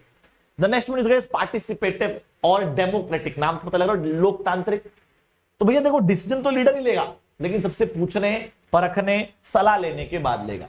Under this style of leadership, all the decisions will be under this style of leadership. all the decisions will be taken over by the leader after consulting with the members and followers. तो democratic का मतलब क्या हुआ sir? Decision तो leader ही लेगा, लेकिन सबसे सलाह मशवरा करने के बाद लेगा गाइस। ठीक है जी, ओके। उसके बाद भाई लेजस फेरे और free rein leadership. Laissez faire और free rein leadership is that style of leadership in which the decision will be taken over by the subordinates. ठीक है, laissez and faire is a French word, it is a बालको French word.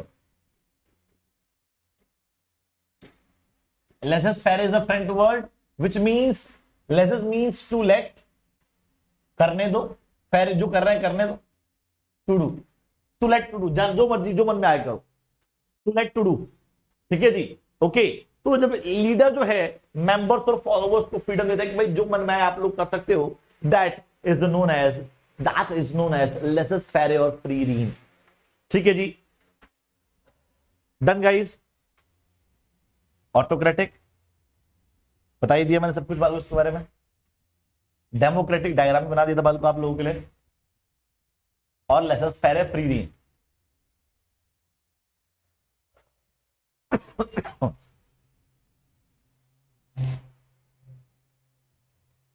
सब आते हैं communication की तरफ। Communication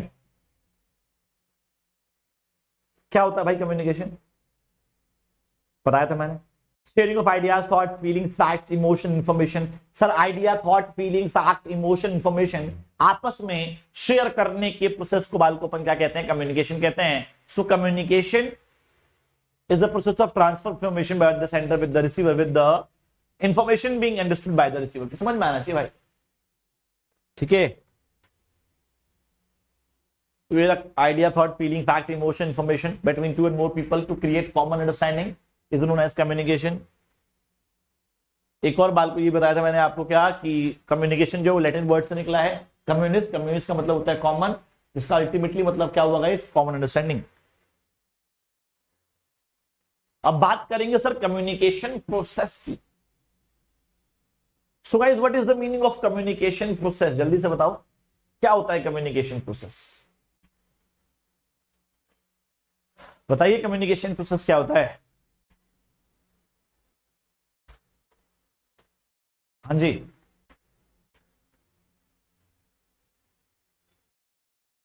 चलिए clear हो गया? हाँ जी, क्लियर गाइस। चलो तो अपन बात कर रहे थे मेरे भाई किसकी? अपन बात कर रहे थे मेरे भाई कम्युनिकेशन प्रोसेस की। तो communication process sir idea, thought, feeling, fact, information, emotion share करने के लिए सबसे पहले कौन है भैया? सेंडर चाहिए सर। कौन चाहिए मेरे भाई? सेंडर। सेंडर कौन होता है? Sender is a person who share the idea, thought, feeling, fact, emotion with the receiver. Sender कौन है? तो सेंडर वो इंसान है जिसके माइंड में idea, thought, feeling, fact, emotion है जो वो आपके साथ शेयर करना चाहता है। तो idea, thought, feeling, fact, emotion, information को शेयर करने के प्रोसेस को बाल को अपन कम्युनिकेशन कहते हैं। और जो इंसान इसको शेयर करना चाहता है उस इंसान को अपन सेंडर कहते हैं। दूसरा है मेरे भाई मैसेज। Second message. मैसेज क्या है सर? जो idea, thought, feeling, fact, emotion है ना, उस idea, thought, feeling, fact, emotion, information को अपन मैसेज कहते हैं। आप मैसेज डेली भेजते हो, उसमें क्या लिखते हो? अपने आइडिया से तो लिखते हो, अपने थॉट्स, फीलिंग्स जो आपके हैं वो लिखते हो आप, फैक्ट्स, फिगर, इंफॉर्मेशन। जो कंटेंट है ना, the content of idea, thought, feeling, fact, emotion, information is known as message. ठीक है जी, ओके। उसके बाद मेरे भाई आपका हो गया मीडिया।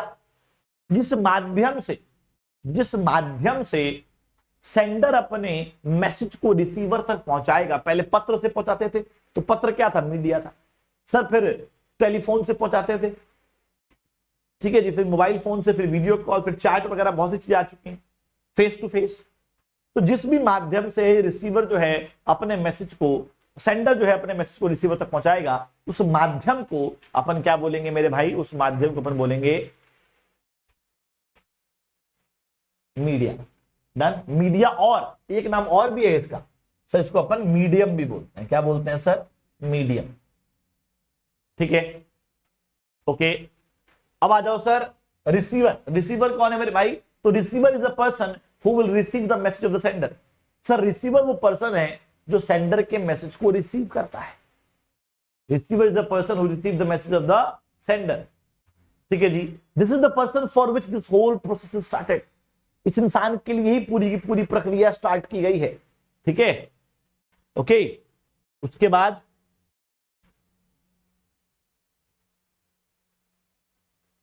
सर क्या दे रखा है सर? फीडबैक। फीडबैक क्या है भैया? आपको समझ में आ रहा है? हाँ सर आ रहा है, आ रहा है, बिल्कुल आ रहा है। Yes sir, yes sir, yes sir.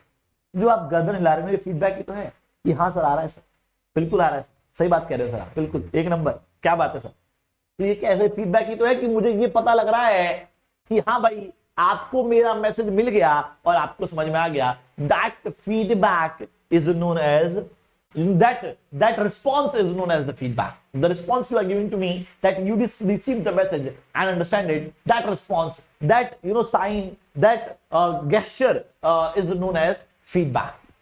ठीक है। उसके बाद एनकोडिंग। सर माइंड से चीजें मैसेज में कन्वर्ट करना। सर मेरे मन में एक था कि मैं आपको गुड मॉर्निंग बोलूं, तो मन तो डायरेक्टली आप रीड कर नहीं सकते, आप तो मैसेज रीड कर सकते हो, तो मुझे मन से चीजें निकालकर अपने मैसेज में डालनी पड़ेगी। और माइंड से और मन से चीजों को मैसेज में डालने की प्रक्रिया को क्या बोलते हैं मेरे भाई? Encoding. Encoding is the process of converting the idea, thought, feeling, fact, emotion into the message. Converting process को, उस कन्वर्ट करने के प्रोसेस को बाल को क्या बोलते हैं अपन? कन्वर्ट करने के प्रोसेस को एनकोडिंग कहते हैं। तो idea, thought, feeling, fact, emotion को कन्वर्ट करने के प्रोसेस को एनकोडिंग कहा जाता है गाइस। डिकोडिंग क्या होता है बाल जल्दी बताइए please everyone, what is the meaning of decoding? तो सर डिकोडिंग होता है भैया जो भी मेरे मन में है उसे आप तक पहुंचा दिया मैंने, रिसीवर को मिल गया, अब रिसीवर समझेगा उसे, तो रिसीवर द्वारा मैसेज को समझना, एनकोडेड मैसेज को, ठीक है जी, समझने की प्रक्रिया को डिकोडिंग कहते हैं। तो मेरे माइंड से चीजें मैसेज में गई, एनकोडिंग। अब आप मैसेज से माइंड में समझ रहे हो सर, डिकोडिंग कहलाता है। ठीक है, बात करते हैं सर अब अगला नॉइस। नॉइस मतलब वो सारी प्रॉब्लम, हर्डल, डिफिकल्टीज जो कम्युनिकेशन प्रोसेस को पूरा ना होने दे।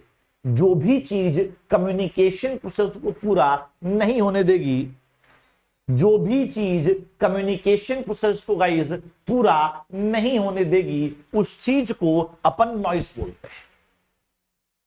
ठीक है सर, क्या बोला मैंने? जो भी चीज कम्युनिकेशन प्रोसेस को पूरा ना होने दे, that is known as noise. Clear, simple, आ गया समझ में? एक नंबर समझ में आ गया, बहुत बढ़िया। चलिए सर,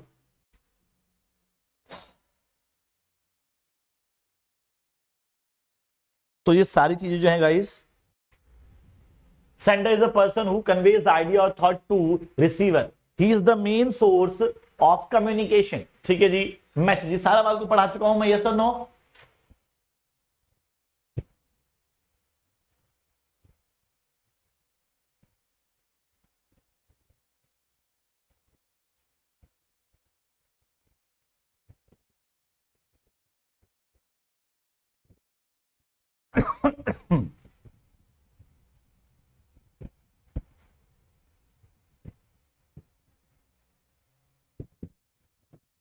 डन गाइस, हो गया clear?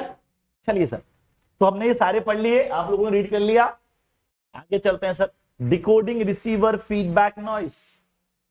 Decoding, receiver, feedback, noise, ये सारे हो गए सर। अब आते हैं सर फॉर्म्स ऑफ कम्युनिकेशन।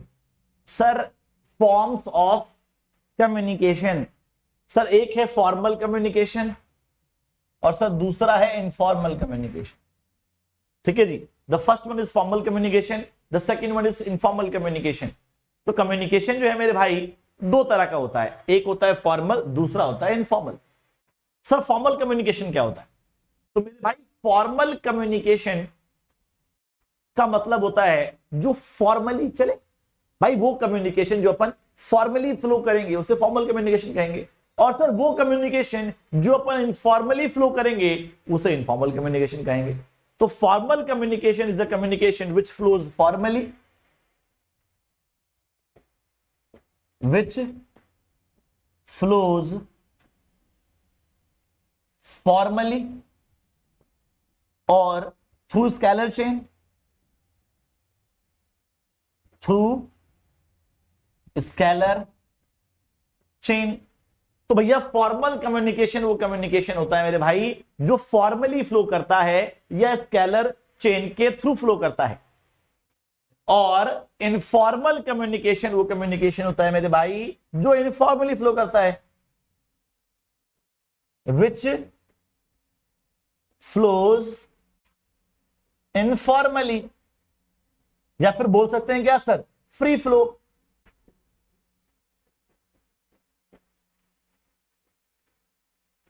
ठीक है जी, तो जो भी चीज बाल को फ्री फ्लो जो है वो करेगी,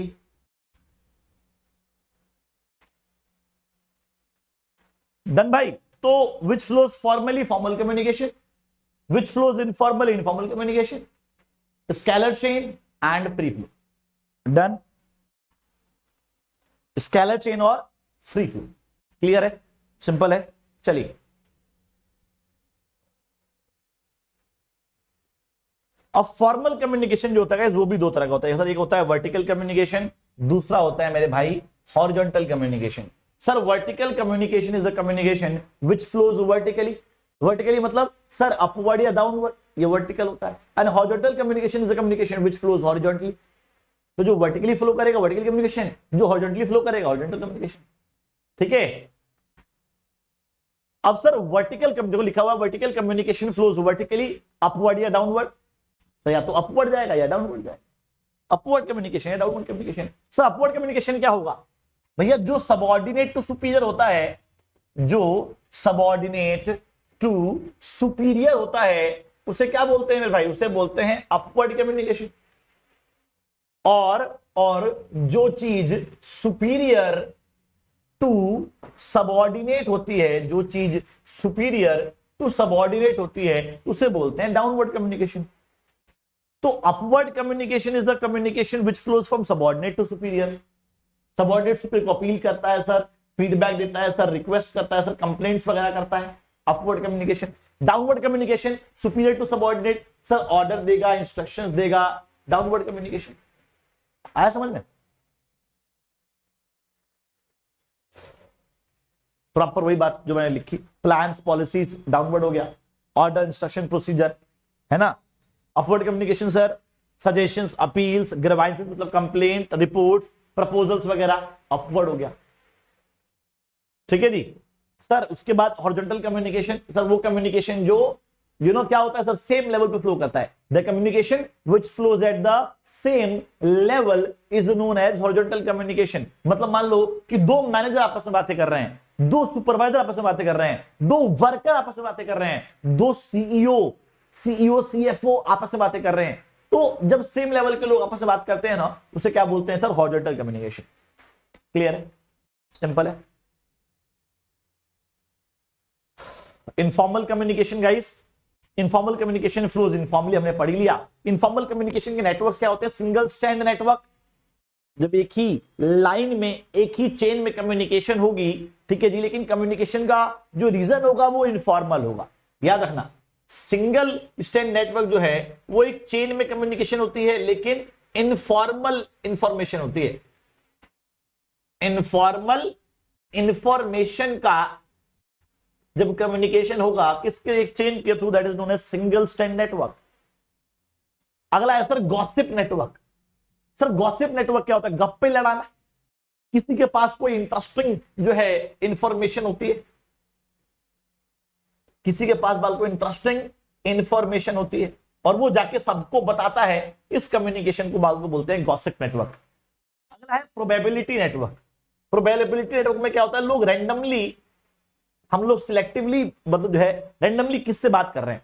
मैंने आज जो है मामा को फोन मिला लिया, कल चाचा को मिला लिया, आज भैया को मिला लिया, परसों जो है ताऊ जी को मिला लिया, तो क्या कर रहा हूं सर, मैं रैंडमली किससे भी बात कर रहा हूं। That network is known as probability network. And cluster network is the network in which the people communicate with each other who have trust on each other।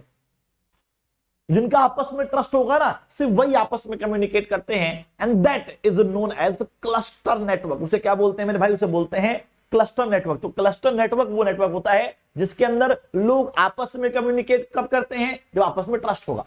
अब आप बताओ, आप अपनी पर्सनल बातें किसको बताते हो? जिस पे ट्रस्ट होता है उसी को बताते हो आप, ठीक है? तो क्लस्टर नेटवर्क से, okay. The second last topic of this chapter guys, barriers to communication. Barriers का मतलब वही नॉइस, बैरियर्स का मतलब क्या होता है? वही नॉइस जो प्रॉब्लम्स थी, जो क्रिएट कर रही थी। तो barriers and problems of communication बाल को हम लोगों को पढ़ना है। बैरियर्स और प्रॉब्लम्स ऑफ कम्युनिकेशन गाइस हम लोगों को पढ़ना है, ठीक है जी।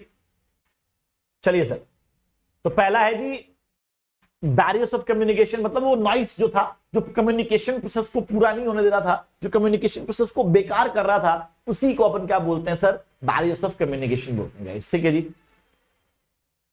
अब बैरियर्स जो होते हैं मेरे भाई चार होते हैं। पहला है सिमेंटिक और लिंग्विस्टिक बैरियर, दूसरा है साइकोलॉजिकल और इमोशनल बैरियर, तीसरा है ऑर्गेनाइजेशनल बैरियर, और चौथा है मेरे भाई पर्सनल बैरियर। तो there are 4 types of barrier guys. कौन कौन से? पहला क्या बोला मैंने? सिमेंटिक और लिंग्विस्टिक बैरियर, सेकंड साइकोलॉजिकल और इमोशनल बैरियर, तीसरा ऑर्गेनाइजेशनल बैरियर, चौथा पर्सनल बैरियर, ठीक है जी। ठीक है जी, चलिए सर पहले आते हैं सर। सिमेंटिक और linguistic barriers are those barriers which occur due to wrong encoding and decoding। Sir wrong encoding, encoding का मतलब क्या था? चीजें माइंड से मैसेज में कन्वर्ट करने में गड़बड़ कर दिया आपने, या फिर मैसेज को समझते टाइम गड़बड़ कर दिया आपने, तो उसकी वजह से एक बैरियर क्रिएट होगा, कम्युनिकेशन प्रोसेस में प्रॉब्लम क्रिएट होगी, and that is known as semantic और लिंग्विस्टिक बैरियर्स। जैसे कि बैडली एक्सप्रेस मैसेज। सर मैं कुछ इंपॉर्टेंट वर्ड्स बोलना भूल गया, गाड़ी यहां पार्क करना है, मना भूल गया, और मना भूलने की वजह से क्या हुआ? मैसेज मेरा टोटली बैडली एक्सप्रेस्ड हो रहा है। या फिर मैंने wrong usages of vocabulary use कर लिया, ठीक है? वोकैबुलरी मैंने गलत यूज कर ली, तो क्या बोला मैंने? दो बातें। पहला, omission of some needed words, omission of some needed words, और wrong usages of vocabulary, wrong usages of vocabulary. क्या बोलते हैं सर इसे? इसे बोलते हैं badly express message. And the second one is guys symbols with different meaning. Sir जब एक ही सिंबल के बहुत सारे मतलब होते हैं ना, जब एक ही सिंबल के बहुत सारे मतलब होते हैं, उसे क्या बोलते हैं मेरे भाई? Symbols with different meaning. जैसे कि बाल को, अब सर ये ऑल द बेस्ट भी है, ठीक है जी, ये लाइक भी है सर, ये ठेंगा भी है, तो क्या है सर? तो सिंबल्स विद, अच्छा इसका मतलब क्या होता है सर? हाय, सर बाय भी होता है। तो सिंबल्स विद डिफरेंट मीनिंग क्या होता है सर? इससे बैरियर क्रिएट होगा। जैसे मान लो मैंने हाय बोला, आपको लगा बाय, आप बोल के चले गए, जबकि मैं बोलता हाय इधर आओ, आपने बोला बाय जा रहा हूं। तो एक ही सिंबल के बहुत सारे मतलब होते हैं, उसकी वजह से बैरियर क्रिएट होता है गाइस, ठीक है। अगला है जी बैडली एक्सप्रेस मैसेज। कभी कभी मैसेज जो है बाल को बैडली एक्सप्रेस, बता दिया मैंने, देखो लिखा भी हुआ है यहाँ पर है ना। तो इनएडिक्वेट वोकैबुलरी यूज कर लिया मैंने, कुछ नीडेड वर्ड्स भूल गया, ठीक है। सिंबल्स विद डिफरेंट मीनिंग, एक ही मीनिंग, एक ही सिंबल के बहुत सारे मतलब होते हैं, एक ही वर्ड के बहुत सारे मतलब होते हैं। अगला है जी फॉल्टी ट्रांसलेशन। देखो क्या होता है, कभी कभी मैसेज जो है एक लैंग्वेज में एनकोड होता है और दूसरे लैंग्वेज में डिकोड होता है। When I will start speaking in English, you will try to translate that into the Hindi so that you can understand it. Yes or no? Because English is not our main language. Hindi is our मातृभाषा। तो अगर when I'm speaking in English, you are trying to translate it so that you can understand it well. But if you are not a good translator, then you will face some difficulty and you will create a barrier. अगर आप एक अच्छे translator नहीं हो तो क्या होगा? आप एक बैरियर क्रिएट कर दोगे, ठीक है। तो फॉल्टी ट्रांसलेशन। अगला है जी अनक्लेरिफाइड अजम्पशन। क्या होता है, कभी कभी बाल को मैसेज कंप्लीट नहीं होता, मैसेज इनकम्प्लीट होता। Sometimes a message is incomplete, sometimes a message is incomplete and due to this there is a barrier. कभी कभी क्या होता है बाल को, मैसेज इनकम्प्लीट होता है, और इनकम्प्लीट मैसेज की वजह से सर एक आप क्या करते हो, आप गलत गलत अजम्पशन लगाते हो। जैसे कि मैंने बोला टुमारो इज अ मीटिंग, अब ये message incomplete, tomorrow is a meeting, किसकी मीटिंग, कहां मीटिंग, कितने बजे मीटिंग, किसके साथ होगी, क्या ऑब्जेक्टिव है, कब खत्म होगी, कुछ पता ही नहीं है। तो आप खुद के दिमाग लाओगे यार मीटिंग किसकी, मेरी तो नहीं होगी यार, अगर मान लो होगी तो कल तो नहीं होगी यार, चाहे होगी तो भाई शाम को होगी जबकि सुबह है मीटिंग। तो आप उल्टे सीधे अजम्पशंस लगाते हो, तो सर मैसेज कभी कभी इनकम्प्लीट होता है। उसकी वजह से क्या होता है सर, एक अनक्लेरिफाइड अजम्पशंस क्रिएट होते हैं। ठीक है जी। अगला है sir technical jargons. Technical jargons मतलब टेक्निकल वर्ड्स। अब मान लीजिए आप वर्कर को जाके बाल को specialisation, depreciation, mental revolution, differential piece with system, ऐसे टेक्निकल वर्ड यूज करोगे तो समझ में आएगा? नहीं सर, नहीं आएगा, बिल्कुल नहीं आएगा सर। तो we should not use the technical jargons while explaining to the workers. हमें टेक्निकल जार्गन्स जो हैं इस्तेमाल नहीं करने चाहिए जब हम वर्कर्स को एक्सप्लेन कर रहे हैं कोई भी चीज। ठीक है जी। जब भी हम कोई चीज वर्कर्स को एक्सप्लेन कर रहे हैं तो we should not use the technical jargons. ठीक है, हमें टेक्निकल जार्गन्स इस्तेमाल नहीं करने चाहिए। अगर हम टेक्निकल जार्गन्स का इस्तेमाल करेंगे तो बैरियर क्रिएट होगा। अगला है मेरे भाई body language and gesture decoding. Sir body language gesture का मतलब क्या है? देखो, आपकी बॉडी लैंग्वेज और आपके गेस्चर मिसमैच नहीं होने चाहिए। अगर मिसमैच होगा तो बैरियर क्रिएट होगा। याद रखना क्या मैंने बोला, बॉडी लैंग्वेज। आप बोल रहे हो मुझे नींद थोड़ी आ रही, नहीं मुझे तो बिल्कुल नींद नहीं आ रही, बिल्कुल नहीं आ रही मेरे को नींद। तो क्या होता है सर इससे? आपकी बॉडी लैंग्वेज और आपके गेस्चर मैच नहीं कर रहे, और मैच नहीं कर रहे तो बैरियर क्रिएट होगा। तो body language and gesture decoding वाले को मैचेस होने चाहिए, अदरवाइज बैरियर क्रिएट होता है गाइस। ठीक है जी। ओके, देखो लिखा भी हुआ है मिसमैच ऑफ गेस्चर में हैम्पर द कम्युनिकेशन प्रोसेस। अगला है जी, अब आ जाओ सर साइकोलॉजिकल और इमोशनल बैरियर्स पे। ये दूसरे टाइप ऑफ बैरियर्स थे। पहला सिमेंटिक बैरियर था, दूसरा साइकोलॉजिकल और इमोशनल बैरियर था। जो किसकी वजह से क्रिएट होता है सर? साइकोलॉजिकल मतलब माइंड और इमोशंस की वजह से। ठीक है जी। तो रिसीवर और सेंडर के माइंड और इमोशंस की वजह से जो बैरियर क्रिएट होगा, those barriers will be known as psychological और इमोशनल बैरियर्स। पहला है sir premature evaluation. Sir message को कभी कभी ना कुछ लोग सुने बगैर रिएक्ट कर देते हैं, और इसकी वजह से क्या होगा? बैरियर है। जैसे बाल को कल छुट्टी, कल छुट्टी, अरे सर कल छुट्टी नहीं है। अब आपने मैसेज सुने बगैर रिएक्ट कर दिया, क्या हो रहा है सर? बैरियर क्रिएट हो रहा है। ठीक है। तो प्री मैच्योर इवोल्यूशन का मतलब क्या है कि ह्यूमन टेंडेंसी है, some people react before listening to the whole message and this becomes a barrier. अगला है लैक ऑफ अटेंशन। अब मान लीजिए सर आप यहां हैं लेकिन आप यहां नहीं है, और आप यहां पर होते हुए भी जब यहां नहीं है तो मेरी बात आप तक यहां नहीं पहुंचेगी। तो क्या क्रिएट होगा सर? कॉमन अंडरस्टैंडिंग क्रिएट नहीं होगी। मैं पढ़ा रहा हूं, आपका जब ध्यान ही नहीं है तो हमारे बीच में कॉमन अंडरस्टैंडिंग क्रिएट नहीं होगी और एक बैरियर क्रिएट होगा। ठीक है जी। अगला है जी डिस्ट्रस्ट। सर रिसीवर को सेंडर पे ट्रस्ट नहीं है, और सेंडर एक 1 करोड़ का प्रपोजल लेकर आए रिसीवर के लिए। अब मान लो आपका दुश्मन आपके पास आता है और बोलता है भाई देख मेरे पास तेरे लिए 1 करोड़ का प्रोजेक्ट है, और वो सच बोल रहा है, लेकिन क्या आप उसकी बात सुनोगे? क्या उसकी बात पे ट्रस्ट करोगे? नहीं साहब, नहीं करेंगे। तो डिस्ट्रस्ट की वजह से भी बैरियर क्रिएट हो जाता है कई बार गाइस। ठीक है जी। Okay, loss of transmission and poor retention. Sir एक मैसेज को बहुत सारे लेवल्स, बहुत सारे डिपार्टमेंट, बहुत सारे ग्रुप्स, बहुत सारे लोगों से होकर गुजरना होता है। तो अगर आपकी ओरल कम्युनिकेशन है, अब मैंने बोला भैया आपके भैया के भाभी के लड़के के जो मौसा जी हैं, मौसा के बेटे के फूफा के चाचा जो थे, चाचा के बेटे के नाती की कल शादी है और कल चलना है आपको, और ये बात जाके अपनी मम्मी को बता देना आप। सर क्या बोला आपने? मुझे नहीं पता। तो ओरल कम्युनिकेशन की वजह से क्या होता है सर? लॉस ऑफ ट्रांसमिशन हो जाता है गाइस। ठीक है जी। एक मैसेज बहुत सारे लोगों, डिपार्टमेंट से होकर गुजरेगा और उसकी वजह से गाइस बैरियर क्रिएट हो जाएगा। ठीक है जी। अगला है सर ऑर्गेनाइजेशनल बैरियर्स। तो organisational structure, authority, responsibility, relationship, rules and regulations की वजह से जब भी कोई बैरियर क्रिएट होगा बाल को, those barriers will be known as organisational barriers. इन बैरियर्स को हम लोग क्या बोलते हैं सर? ऑर्गेनाइजेशनल बैरियर्स बोलते हैं। ठीक है जी। पहला है जी ऑर्गेनाइजेशनल पॉलिसी। सर हमारी कंपनी की पॉलिसी बोलती है कि आप जो है स्केलर चेन फॉलो करेंगे, लेकिन मुझे अर्जेंटली बॉस से बात करनी, लेकिन अलाउ ही नहीं, तो कम्युनिकेशन नहीं हो पाई, बैरियर क्रिएट हुआ। क्यों क्रिएट हुआ? कंपनी की पॉलिसी की वजह से। कभी कभी कंपनी की पॉलिसी बैरियर क्रिएट करती है। अगला जी रूल्स एंड रेगुलेशन। आप अपने स्कूल में टीचर्स फोन लेके नहीं यूज कर सकते सर, रूल्स एंड रेगुलेशन की वजह से भी बैरियर क्रिएट होता है सर।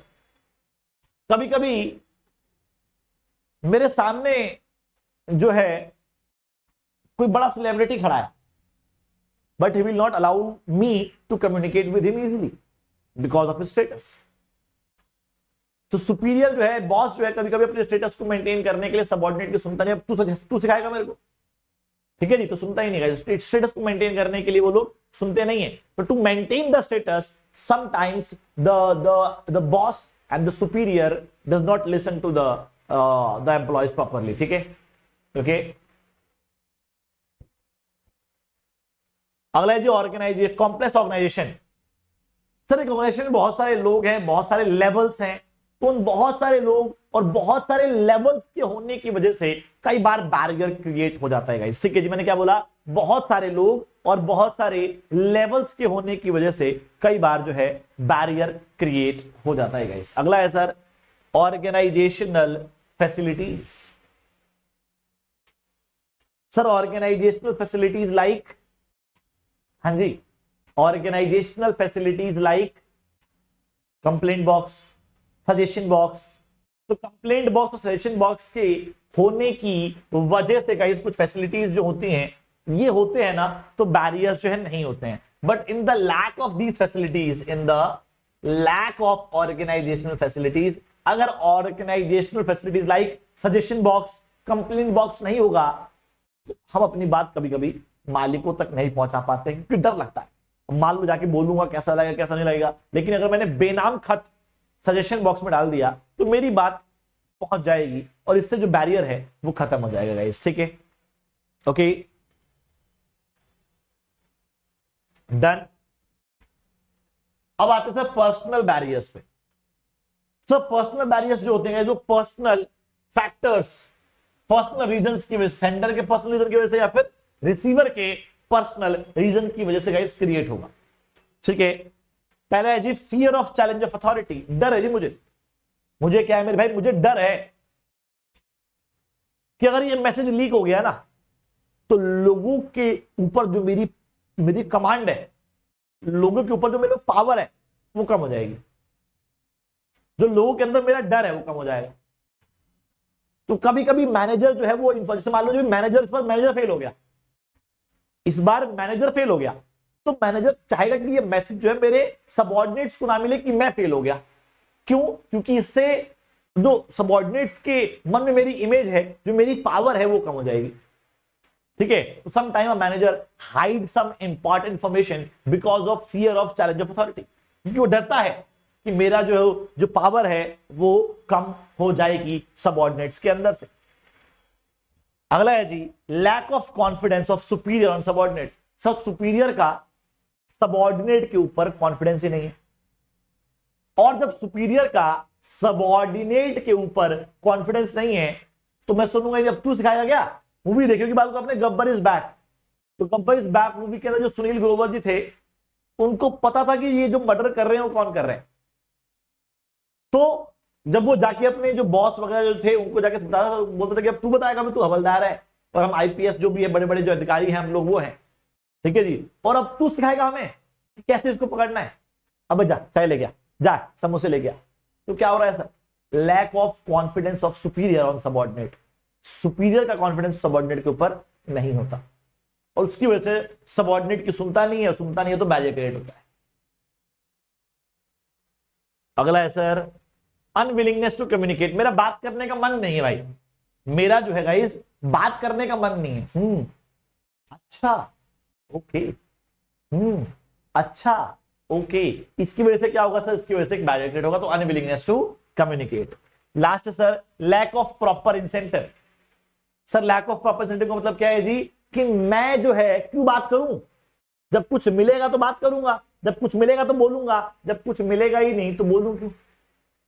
कई बार हम लोग बोलते इसलिए नहीं है कि हमें कोई मतलब नहीं होता, हमें कुछ मिलता नहीं, तो लैक ऑफ प्रॉपर। लेकिन अगर मिल रहा होता कि जो हमें ये देगा, सजेशंस देगा, उससे पैसा मिलेगा, तो जाके मैं सजेशन दूंगा। आई बात समझ में?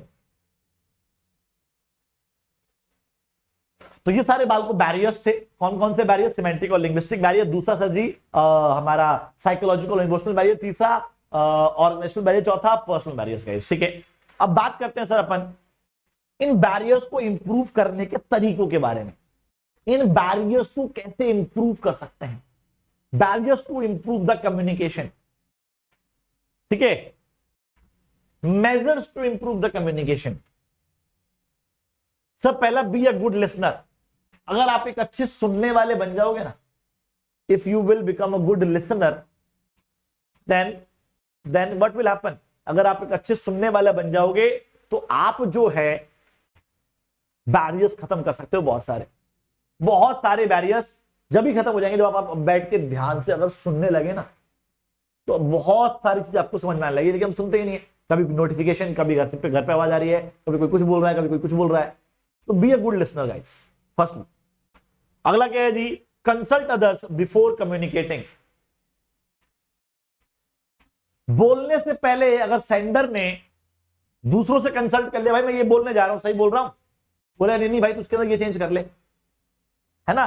तो अगर बोलने से पहले मैं किसी से कंसल्ट कर लूंगा तो जो मैं गलतियां करने वाला हूं वो शायद कोई मुझे बता देगा और मेरा बैरियर नहीं होगा। अगला है जी एंश्योर प्रॉपर फीडबैक। हाँ भाई समझ में आ रहा है? नहीं सर नहीं आ रहा, कोई बात नहीं, दोबारा समझाता हूं। अब समझ में आ रहा है? हाँ सर अब आ रहा है। तो अगर प्रॉपर फीडबैक ले लोगे तो अगर बैरियर होगा भी तो आप रिपीट करके उस बैरियर को खत्म कर सकते हो। अगला है जी communicate according to the needs of the receiver. Sir अगर आप, अब मान लो बालको मैं आपसे एटम मॉलिक्यूल्स है ना, साउंड एंड जो कनकेव लेंसेज है ना, इन सब चीजों के बारे में, साइंस के बारे में बात करने तो आपको समझ में नहीं आएगा। यह हमारे बीच में कॉमन अंडरस्टैंडिंग क्रिएट नहीं होगी। क्यों? क्योंकि आपके नीड के अकॉर्डिंग मैं बात नहीं कर रहा। तो अगर मैं बातें हमारी नीड के अकॉर्डिंग नहीं करूंगा तो रिसीवर सुनेगा नहीं, तो हमारे बीच में एक बैरियर क्रिएट होगा। तो आप क्या करिए, आप रिसीवर के नीड के हिसाब से बात करिए, इससे बैरियर क्रिएट नहीं होगा। अगला, clarify the idea before communication. क्या बोलने वाले हो पहले माइंड में आइडिया क्लियर कर लो। क्या बोलने वाले हो पहले माइंड में आइडिया क्लियर कर लो। तो क्या होगा, अगर आप माइंड में आइडिया पहले ही क्लियर कर लेंगे कि क्या बोलना है, तो बिल्कुल क्लियर कट बोलोगे, बिना किसी ब्रेक के बोलोगे और बैरियर क्रिएट नहीं होगा। क्या होता है कि हम लोग बोलना कुछ और शुरू करते हैं, आइडिया क्लियर नहीं होता, फिर कुछ और घुस जाते हैं, फिर कहीं और पहुंच जाते हैं, फिर कहीं और पहुंच जाते हैं। तो ये बाल को पहले माइंड में अगर आइडिया क्लियर होगा तो बैरियर के चांसेस गाइस बहुत ज्यादा कम हो जाएंगे गाइस, ठीक है। डन है? डन है क्या? तो भैया आज हमने क्या क्या पढ़ा? सर आज हमने फर्स्ट टॉपिक जो पढ़ा गाइस वो पढ़ा हमने डायरेक्टिंग की डेफिनेशन गाइस। डायरेक्टिंग का मीनिंग हम लोगों ने क्लियर किया। उसके बाद गाइस हम लोगों ने चारों एलिमेंट्स पढ़े, एलिमेंट्स ऑफ डायरेक्टिंग पढ़े हम लोगों ने। उसके बाद हम लोगों ने सुपरविजन पढ़ा। उसके बाद हम लोगों ने मोटिवेशन क्लियर किया, मोटिवेशन पूरा का पूरा, मोटिवेशन, मास्लो थ्योरी, है ना, मास्लो थ्योरी थी, हमने वो कवर की। उसके बाद इंसेंटिव्स हम लोगों ने किए। उसके बाद हम लोगों ने लीडरशिप और स्टाइल्स किए, स्टाइल्स ऑफ लीडरशिप किए, ठीक है जी। उसके बाद हम लोगों ने जो टॉपिक नंबर 6 है गाइस, वो हम लोगों ने क्या किया सर? हम लोगों ने किया कम्युनिकेशन,